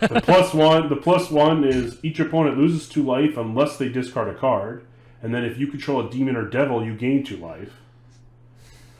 Then the -2 is create a 1/1 red devil creature token with when this creature dies, it deals 1 damage to any target. And then the -7, target player draws 7 cards and loses 7 life. So Gristlebrand for the -7. Gristlebrand, nice. So yeah, I think it's cool if you can casualty for 7, because then You can literally just alt it. you're gonna alt the token and then still be able to plus this one. That seems really good. You have double planeswalkers, you know, because the casualty is a token that's not legendary. Yeah. God forbid you have doubling season and you casualty and my you get God. 2. You get 2 with double loyalty. You draw 14 cards. And then you basically win the game. Yeah. Because you better be able to find an answer in 14 cards. He seems good. If you can alt He this. seems very good. They definitely made sure to make his second ability minus because it only costs 3. Yeah. If it wasn't, that would be broken. This seems really good if you can get the alt off with it. If you can casualty something with 7 or greater, you are. I mean, otherwise 3 mana and like they lose 2 life. Unless they discard a card is whatever. And then you gain 2 life. If you have a devil or a demon. If you have a devil or a demon, which you could probably pretty easily get. probably might have, especially with this set, because there seems to be a lot of that. Or you could just -2 to get the devil, so. Or that, yeah, and then you have it. Especially since you'll have a copy. Like, oh, I'll -2 on this one, get the devil, and then I'll +1 on the other one. You lose 2, I gain 2. Yeah, I like this. He seems very good. I don't know if I call it busted, but it is a good player. He's definitely very good. I think by the end of the set, we'll be hating this guy. Because I'm really playing him. Yeah, I think this is going to be played in a lot of stuff, honestly. Next up, we have Black Market Tycoon. It is red and green for a 2/2 cat rogue creature. At the beginning of your upkeep, Black Market Tycoon deals 2 damage to you for each for each treasure you control. Tap it to create a treasure token. Yeah, he's good. So, he makes a bunch of treasure, and then he makes a lot of treasure tokens, but you take damage from him. Yeah, but you just have to make sure you sack them all before your next upkeep. So Make sure you use them. it's a mana dork, and you can always sack it off later if you don't want to take damage and keep the treasures. I like this card a lot. It's a really easy way to I also like that it's a cat wearing a suit. I know. Looks dapper. I like it. I like it a lot. Flavor text says he has exactly what you need. The question is, how badly do you need it? Exactly. Like, is it going to kill you? He's the black market tycoon. He's selling things in the black market. That's why you're taking damage for dealing with them, but you're still making treasures. Alright, next up is Park Heights Pegasus. It's white. It's green and a white for a 2/1 flying trample Pegasus. Whenever the Pegasus deals damage to a player, you draw a card. If it had 2 or more creatures enter the battlefield, if you had 2 or more creatures enter the battlefield under your control this turn. Right. Okay, so you had to play 2 creatures and then attack with this 2/1 Flampler to draw a card. It's alright. Doable. I like that it's 2 for a 2/1 flying trample is pretty good. That's nice. It's not the like ability's a little harder. Huge. Unless you're playing tokens. Ability is harder to pull off, but it does have 2 keywords, so it's not bad. I mean, trample isn't necessarily like the best keyword when it's only 2 power, but I mean, you can pump it. You know, it's green. Yep. Green finds a way, and you know, I'm sure token decks will like this. So. Yep. Next up we have Obscura Ascendancy. It is white, blue, black for an enchantment. Whenever you cast a spell, if its mana value is equal to 1 plus the number of soul counters on Obscura Ascendancy, put a soul counter on Obscura Ascendancy. Then create a 2/2 white spirit creature token with flying. As long as there are 5 or more soul counters on Obscura Ascendancy spirits you control, get +3/+3. So the first time you have to cast something that's 1 to get the first one? Right, it's got to be 1 or 0 if you have like Soul Ring or something. Yeah. Or not Soul Ring, if you have like a mana Petal or something. No, wait, you played something for 1. 1 plus 1 would be 2. So you have to play something for 0 first, right? Oh, so it does have to be 0. Okay. And then you have to play something for 1, then 2, then 3, then 4, then 5. Right. Or then 4, and then you'll have the 5. Because this doesn't come in with any, it doesn't look like. Correct. Yeah. So you have to cast something that costs 0. You have to have something that costs 0. You have to really build around this. Yeah, this is going to be and hard then you to get, do, honestly. And then all of your 4 spirits you made. Because there's not a ton of things that cost 0 per se. Yeah. You have to build at least that you would normally play in a deck. Like, oh yeah, I'll play my, like, you know, Ornithopter. Yeah, sure. Like, okay, right. Artifacts. This is definitely a build-around card. Yeah, I think you gotta really want it. Obscura is one of the 3-color tribes, so I think they made an ascendancy for all of them. And this one, so far, I'm guessing is going to be the worst one, but who knows? Yeah, it's unless there's like the other uncommons and like commons that really push toward this. I don't know because I haven't really looked at them, but it seems hard to pull off to me. Yep. Yeah, you have to really want it. Yeah, you have to at least be able to get that first one on there, and then like you can just proliferate it. After that, it's not too hard, yeah. But that first one's gonna be the hardest one. The first one that's gonna be the hardest one. Next, we got Obscura Interceptor. It's 1 and then white, blue, black for a 3/1 Cephalid Wizard with Flash and Lifelink. When it enters the battlefield, it conveys, and then when it conveys this way, return 1 target spell to its owner's hand. So it's Venser, but you also get to convey. Yeah. Pretty nice. Or connive, whatever it is. Yeah, whatever the hell that word is. It's basically a Venser that costs black and white.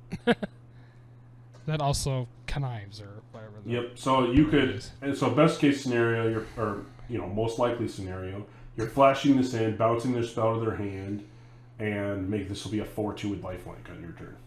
Mm-hmm. For 4 mana. Not bad. Not bad. Yeah. Next up, we have Rafine Scheming Seer.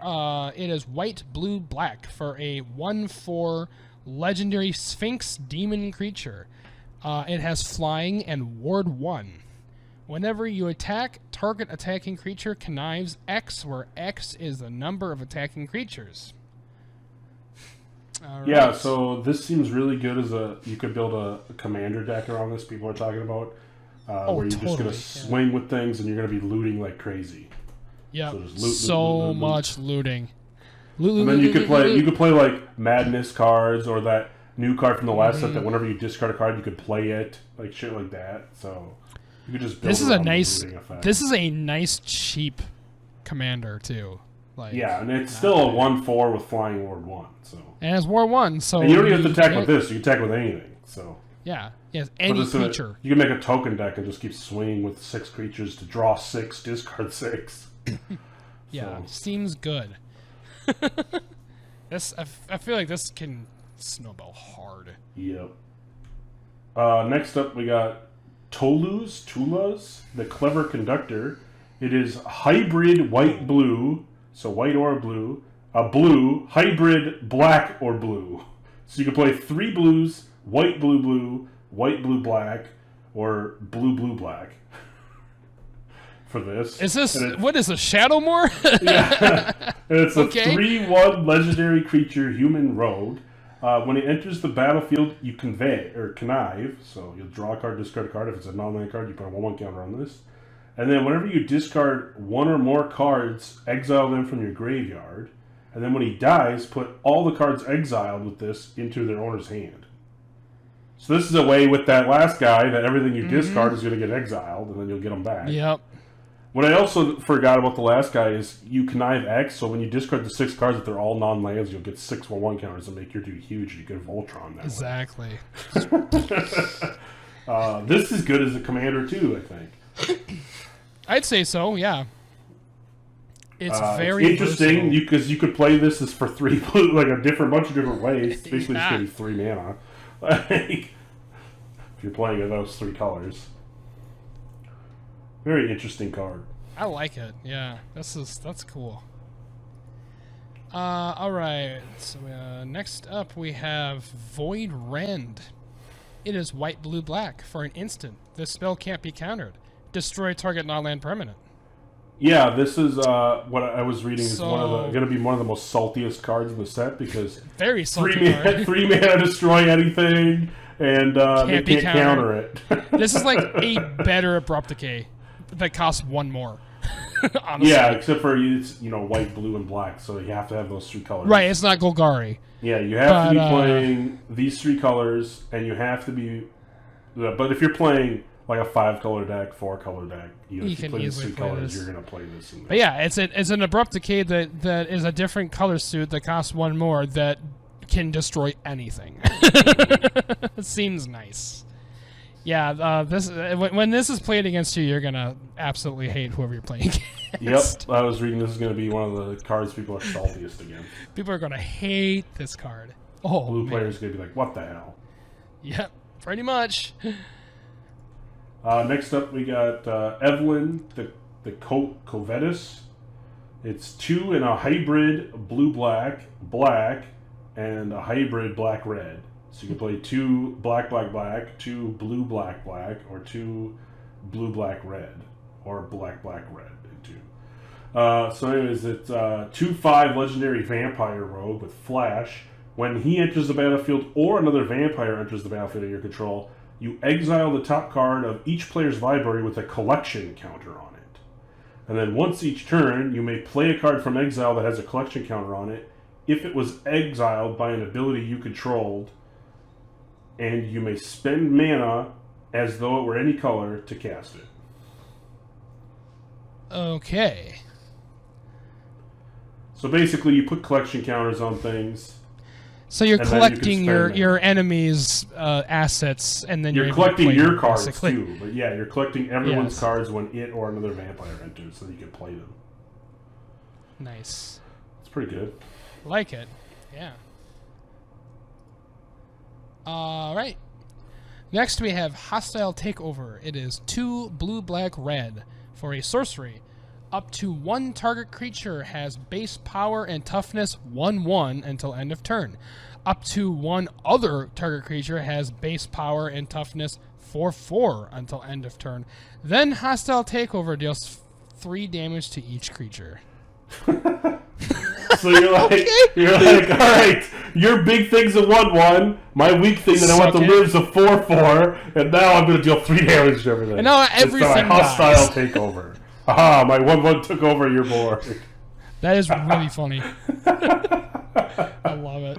I love this. This is just one of those silly cards. The flavor text is Obnixilus smiled. It had been over 1,000 years since his last conquest, and then he took over a building or city or something in the picture. Yeah, that's good. Fun. I like that. It's a little pricey for what it is because it's 5 to do that, but Yeah. If you're playing blue, black, red, I guess, then there you go. All right, next up is the other really salty card. Everyone's going to be salty about if you play this. 4 Grixis, so 4 and then blue, red, and black, so Grixis colors, for a 6/6 legendary creature vampire demon noble. So when Lord Xander the Collector enters the battlefield, target opponent discards half the cards in their hand, rounded down. When he attacks, defending player mills half their library, rounded down. And when he dies, target opponent sacrifices half the non-land permanents they control, rounded down. This is terrible. So what is this garbage? I was saying if this is your commander, people will hate you. People will hate you so much. And then Mitch is over there like, oh, he costs 7. You're never going to play it. He's going to suck. So now I just want to put him in a deck, Elvish Piper him in, and just target him with all of the abilities and be like, now what do you think of this guy, you fucker? There's got to be a way you can cheat him in. Yeah. Yeah. All you have to do is make him enter the field, and then your opponents are going to absolutely hate you. Yeah, because, one guy's going to lose half their hand when he comes in. And then if you get to swing with it, they're milling half their deck. But if it doesn't, they're still sacking half their shit, whoever kills it. So Exactly. I mean, like... it's target opponent sacrifices. So you choose, too. Yeah, but you're going to choose whoever is removing it. Most likely, yeah. I mean, so unless they have, like... I mean, swords, like Exile works against it, so then you're just going to discard half their hand, but... So worst case, it's, 6/6 that's going to discard someone's hand for 7 mana, which that kind of feels bad. So you're definitely going to want to try to cheat this in somehow. There's so many ways you can, like... Well, we've really been seeing cards with, like, birthing pod effects on them, like... Right. There's going to be ways to cheat it in, even in Standard. Yeah. And not to mention, like, Commander and the other sets that have so many ways to do it, like... Yeah, and I mean, even flickering this isn't that bad because you can just keep making people discard half their cards. Yeah, make them discard your hand. Like, oops, sorry. Oh, you hate this now? If do you hate this yet? This, slime closet, flicker wisp. If someone gets this and it starts goes off against them, then yeah, people are going to be really salty. This just snowballs hard. Like, if this gets to do anything, gets any kind of foothold, your opponents are screwed. In draft, this card is the game. This card is awful. So. All right, well, that's a thing. I will hate the day I have to play against that card. Next up, we have Maestro's Ascendancy. It is blue, black, red for an enchantment. Once during each of your turns, you may cast an instant or sorcery spell from your graveyard by sacrificing a creature in addition to paying its other costs.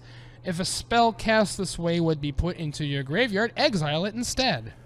Yeah, so this is basically you can sack any dude to flashback something. That's pretty good. Yeah, so your stuff has flashback. Seems good. It's better than the other Ascendancy we saw so far. Way better. Way better. Way better.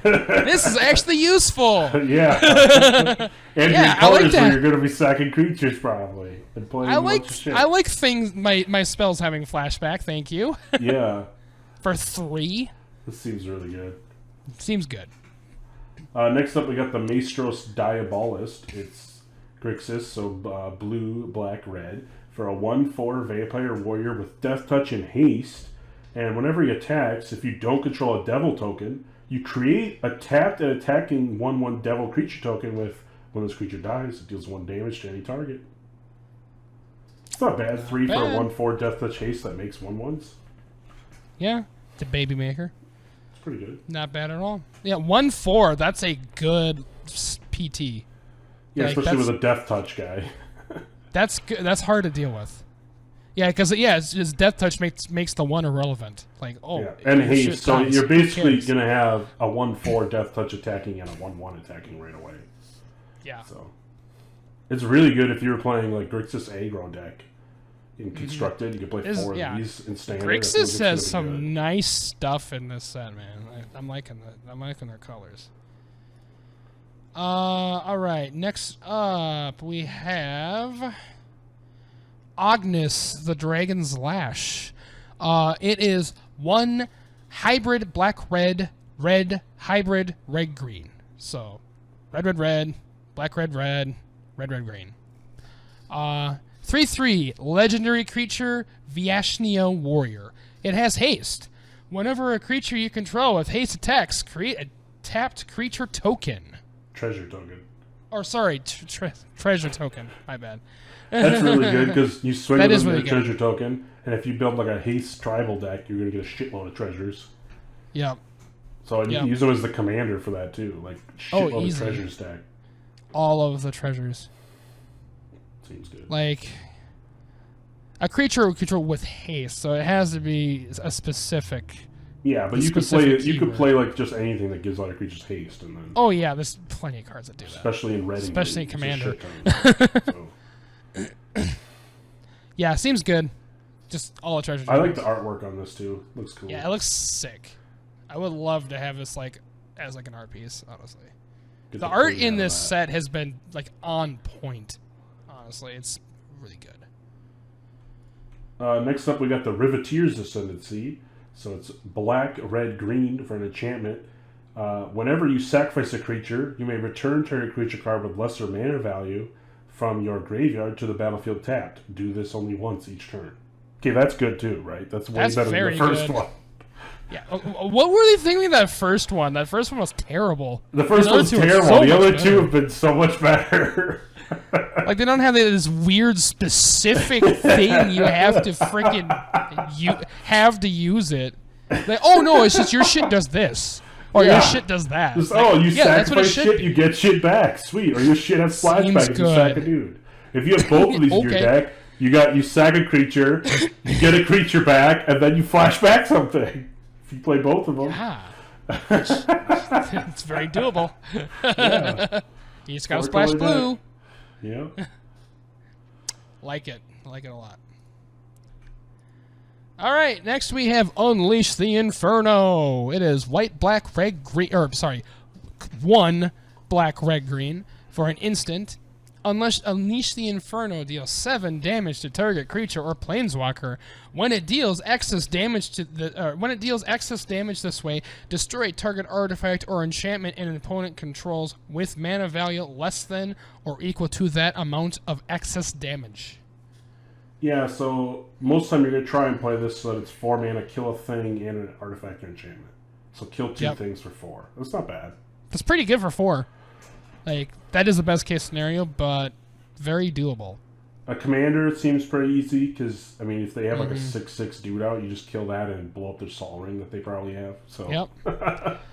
Like, 6 or less is pretty common as far as, like, especially nuisance creatures go, so it seems good. Next up, we got Ziatora's Envoy. 1 black, red, green for a Vishino Warrior 5/4 with Trample. When it deals combat damage to a player, look at the top card of your library. You may play a land from the top of your library or cast a spell with mana value less than or equal to the damage dealt from the top of your library without paying its mana cost. If you don't, put that card in your hand.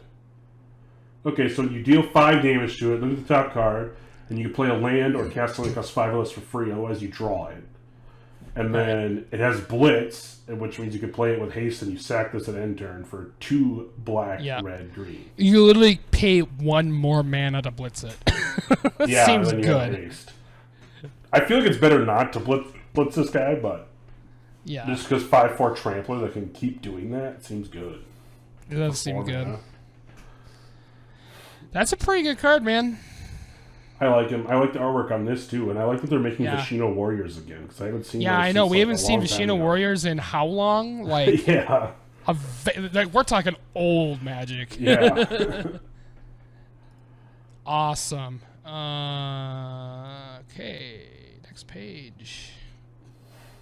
We thought we were done, but oh no, there's more. There's more. There's a lot of multicolored cards in this. There's a lot more. There's so many multicolored cards. Next up, we have Ziatora the Incinerator. 3 black, red, green for a 6/6 legendary demon dragon creature with flying.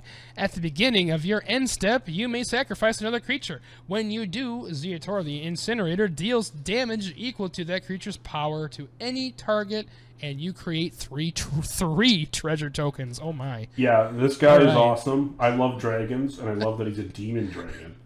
And I like that sacrifices and makes treasure, deals damage, and makes treasure tokens. So it's a sack outlet, deals damage, and creates treasure tokens. And gives you mana. And it's a 6/6 flyer. And it's a 6/6 flyer for 6. Pretty good. Seems good to me. Playing this in a dragon deck, I'm playing this in a treasures deck, I'm playing this in a sacrifice deck. This has so much versatility, like, holy crap. You can play this as a commander if you want as well. This is just a bomb, too. I mean, like, it works in so many ways. This is a good card. Next up, we got Cabretti Ascendancy. Red, green, white. So Naya colors. For an enchantment, or Cabretti colors, I guess, because that's the family of this set. At the beginning of your upkeep, look at the top card of your library. If it's a creature or planeswalker card, you may reveal it and put it into your hand. If you don't put the card into your hand, you may put it on the bottom of your library. Alright. So you look at the top card. If it's a creature or planeswalker, you choose to reveal it and put it in your hand. or you can leave it on top, or you can just put it on the bottom. So you're filtering what you're drawing. That's pretty nice. Yeah, still the first one is the worst. Yeah. I don't know what the hell that first... These other 3 have been fantastic. Like, I would play all of them. I'm going to play this one, too. Please tell us in, like, the comments or something if we were, like, misunderstanding how that first one works, because it just seems so much worse. Yeah, it seems so bad. Holy crap. Like, yeah, this seems good. It's basically, like, it reminds me of, like, Abundance or something like that, but instead of choosing what you're drawing, you're just kind of looking like, ooh, is this what I want? Oh, no, it goes back. Or, is this what I want? No, get out of here. Yeah, that's pretty good. Maybe I should go back to that one and read it again. Yeah.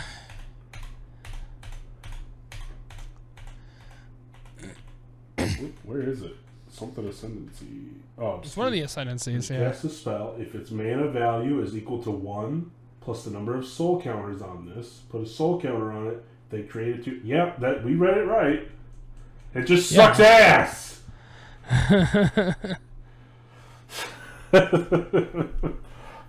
In my opinion, that one's the worst one because unless there's something I'm missing, but the way I'm it doesn't come into play with a soul counter on it, as far as I know.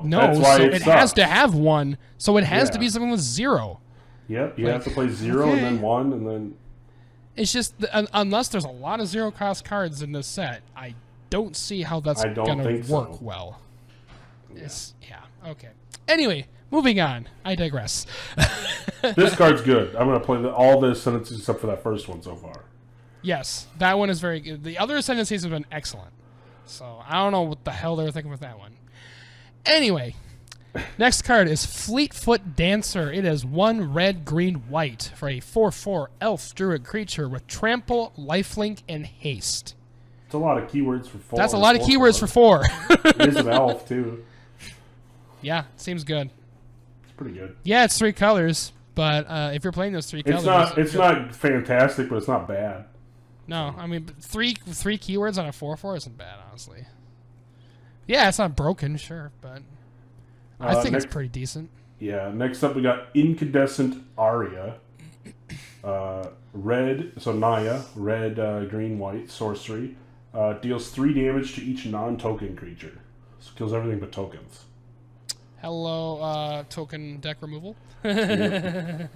Naya token decks like things that don't blow up their stuff. No, wait, you have a Naya token deck. You can put this in it.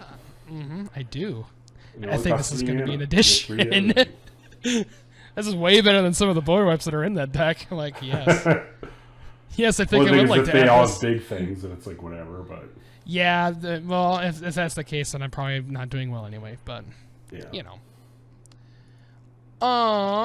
Next up, we have Jetmir Nexus of Revels. It is 1 red, green, white for a 5/4 legendary cat demon creature. Interesting. Creatures you control get +1/+0 and have vigilance as long as you control 3 or more creatures. Creatures you control also get +1/+0 and have trample as long as you control 6 or more creatures. Creatures you control also get +1/+0 and have double strike as long as you control 9 or more creatures. This wants to be in a token deck. Yeah, this is token deck as well.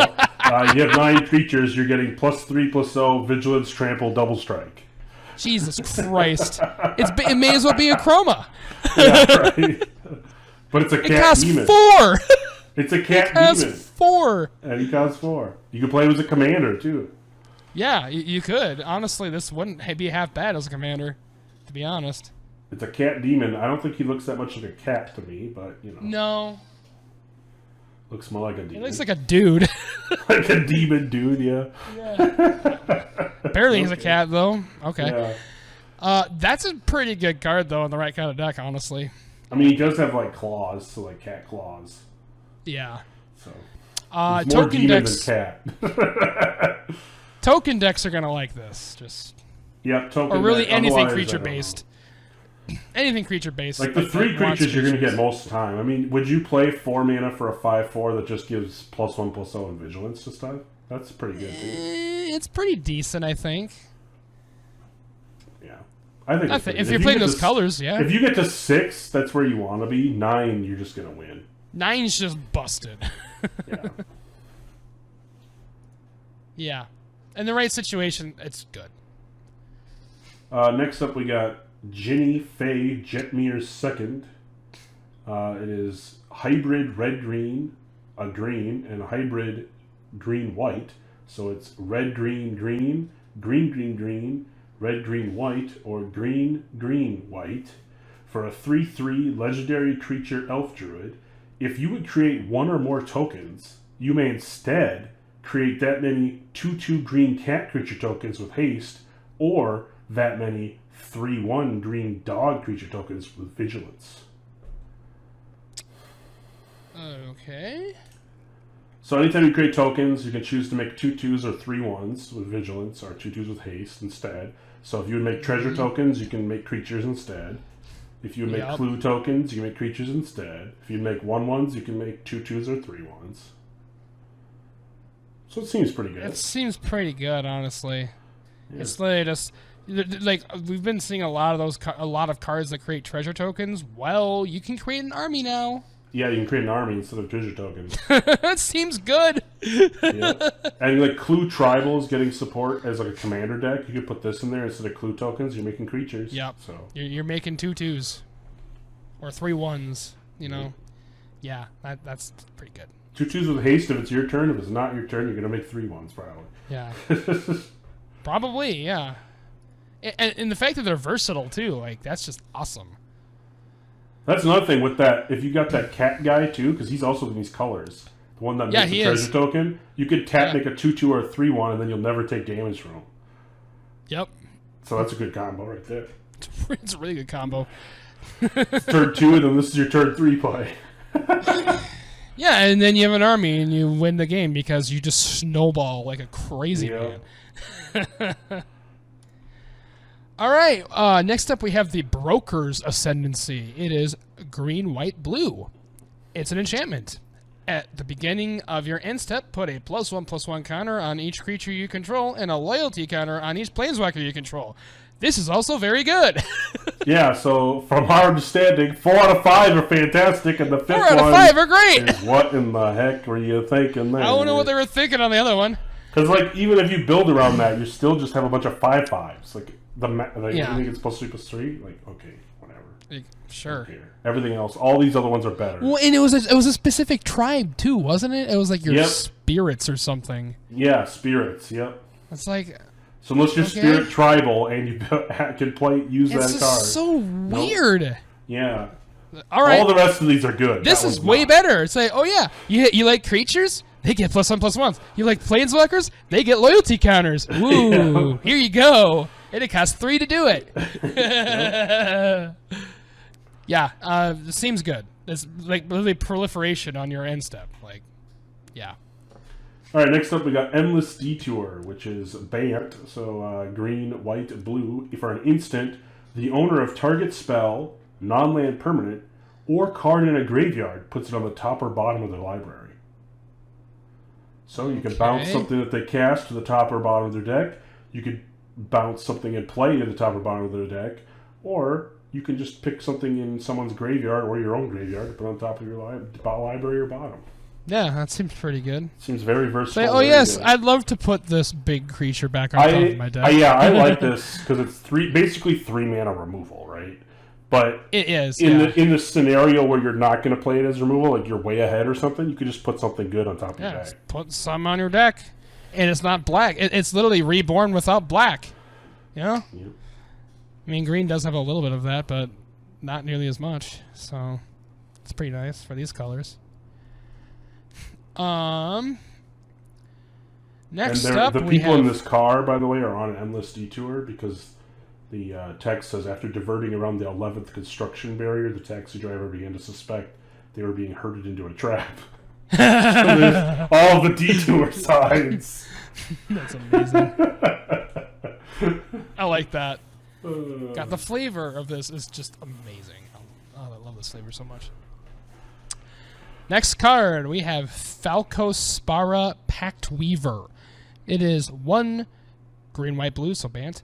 3/3 legendary creature that's a bird demon. It has flying and trample. Falcospara Pact Weaver enters the battlefield with a shield counter on it, you may look at the top card of your library at any time. You may cast spells from the top of your library by removing a counter from a creature you control in addition to paying their costs. Their other costs. Yeah, this is super good. This is like literally like, what was that Sphinx that lets you look at the top card, and then you can also play it. Yeah, so this is, you look at the top card, you could play it if you remove a counter. So like, let me tick down one of my 1/1s. Yeah, and she has a shield counter, so like you can remove it. You remove the shield do counter. It once anyway. Like, so play stuff from the top. You know, it's really good in the counters deck. And worst case scenario, this is a 4 for a 3/3 flying trample and a shield counter. Mm-hmm. Like, that's Pretty at good. the very minimum. That's good. That's a good. That alone is like a good card. Like, yeah. These cards have been pretty hefty, man. Yeah, some of them have been pushed. Yeah, this is some good shit. Next up, we got Rigo the Streetwise Mentor. It's hybrid white green, white, and hybrid blue-white. So it's green, white, white, or white, white, white, or green, white, blue, or white, white, blue. It's a 2/2 cat citizen creature. It enters the battlefield with a shield counter on it, and whenever you attack a player or planeswalker with one or more creatures with power 1 or less, you draw a card. Looks good in token decks. Yeah, it is. So you just swing with your 1/1s and draw cards. You just draw cards. And there only has to be one creature power 1 or less. So you could attack with a 6/6 and a 1/1 and you just draw a card. That's better than like Mentor the Meek, because you can only draw a fuck ton of cards in a combat phase. Like, yep. Who cares if they? Well, you only get one. You only get one card no matter what, because it's 1 or more. So each it's combat 1 or you get more. One. Okay, sorry. Okay, not okay. So not. But still, you could draw one every combat, pretty much. Yeah. If you have a 1/1. Easy. Nice draw engine. Next up we have Soul of Emancipation. It is 4 green, white, blue for a 5/7 avatar. When Soul of Emancipation enters the battlefield, destroy up to 3 other target non-land permanents. For each of those permanents, its controller creates a 3/3 white angel creature token with flying. So you destroy 3 problematic things. The downside is it does give them a 3/3 with flying. But I mean, so many people are playing Beast Within and stuff anyway. Like, exactly. Does the flying do you I care? don't think the flatter flying matters that much, because you're probably getting rid of something worse. Or if there's not anything bad in the field, blow up 3 of your own things. You have 3 1/1s. Oh, I get 3 3/3s with flying and a 5/7. Yeah, for 7. Pretty good. Pretty good. It's not bad. It's not great. It's not bad. No. I think it is mighty fine, though. Next up, we have the Meeting of the 5. So the 5 clans meeting together. It is 3 white, blue, black, red, green. So 3 in Wooburg. You exile the top 10 cards of your library. You may cast spells that have exactly 3 colors from among them this turn. So anything that causes 3 colors in it, you can cast. And then you add double Wooburg, so 10 mana, 2 of each color, to your mana pool. And you can spend this mana only to cast the spells with exactly 3 colors. This is very interesting. Yeah, so it's what, 9? What is that? 8 mana. 8 mana. And you can maybe cast 3 things from this. Mm-hmm. I don't know if it's that good. I feel like is that worth? You have to really build around it. I feel you have to really build around it, and I feel like it's not great because it has to be exactly 3 colors. Like if it was 3 or more, if it was 3 or more, you could just play it in a 5-color deck and be all right. Oh yeah, you're fine. Yeah. Or if it was just any 3 cards, but it has to be exactly 3 colors. So you have to be playing a bunch of 3-color pairs. Yeah. Like it's kind of like that. It's kind of like that Nyx Mizzet where you could play only the 2-color paired cards. Yep. Yep. But that's better because it's easier to play 2-color cards than 2-color cards are far more common than 3-color cards. Honestly. I don't know. It's a myth. Yeah. We'll see how this plays. I don't. This if you one, I pull think it we off, have it's to. Cool, but I think we really have to see how this works in reality before we can really say. But it seems hard to do.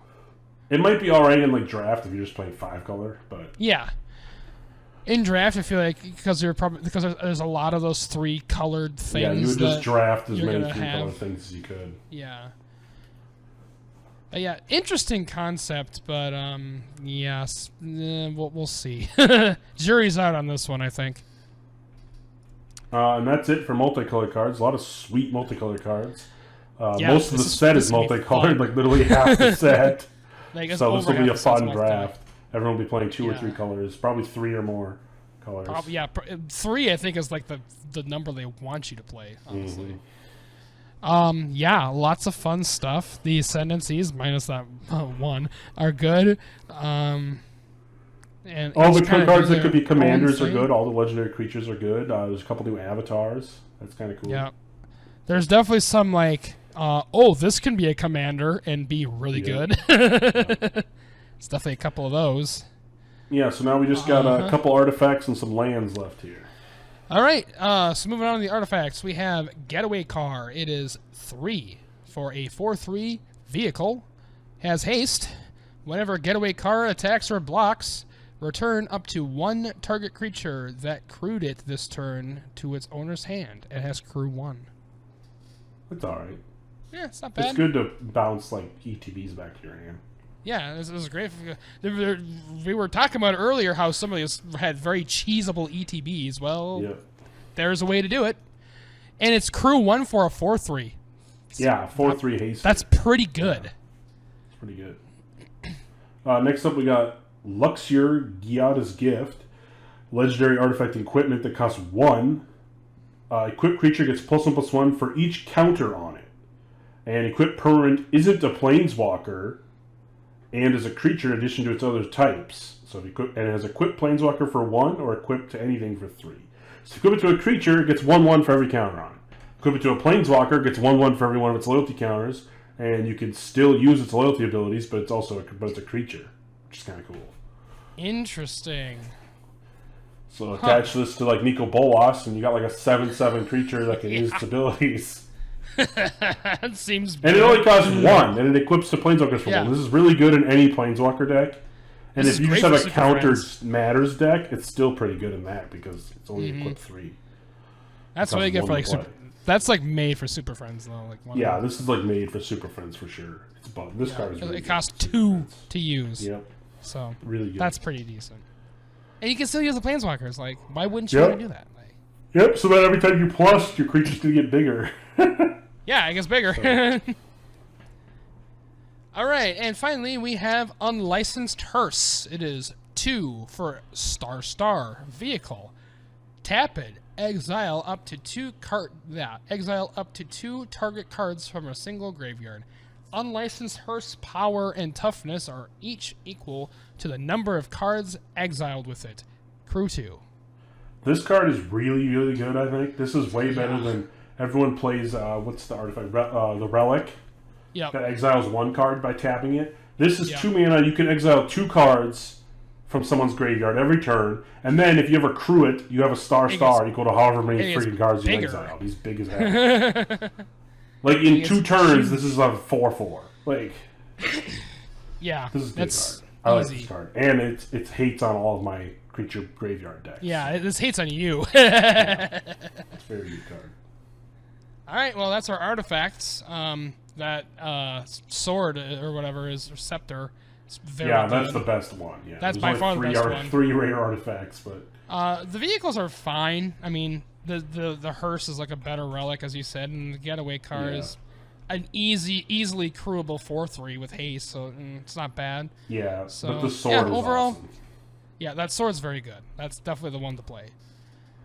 And then the last bit we got, they reprint the last of the Tri-Land cycle, so the ones that finally, thank God, they printed the last ones in Ikoria. So we got the tri-fetchable lands that also have cycling and intertapped. So we got Rafine's Tower, it's Plains Island Swamp. Xander's Lounge is Island Swamp Mountain. Zatora's Proving Ground is Swamp Mountain Forest, and Jetmir's Garden is Mountain Forest Plains, and Spara's Headquarters is Forest Plains Island. So I'll be picking these up because I have these that color decks. I will be buying Jetmir's Garden because I've been waiting for a Mardu one. Thank you, Wizards. Freaking finally. Can finally put that in my freaking deck.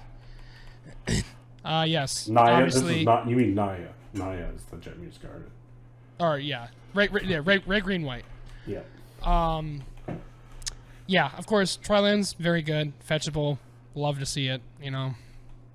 Yes, they come in and play tap because if they didn't, they would be absolutely broken. So yeah, I love these lands. They were really good and they cycle. Yeah, they cycle. What more do you they're want? fetchable, and they're Trilands. Yeah, they're Trilands. Most Trilands would literally just be, oh, it comes in to play tap, and that's it. These are very versatile, so like that. Well, so that is the set. Yeah, this is. Thanks for watching, listening. This is our first video podcast. You'll catch it on YouTube at MTG. Sorry, Place's I YouTube had channel. a little activity behind me. Unfortunately, I am in the common area of my apartment, so I'll have to deal with that. But it was nice to do this, and we'll actually be able to see the cards we're talking about, which is also good.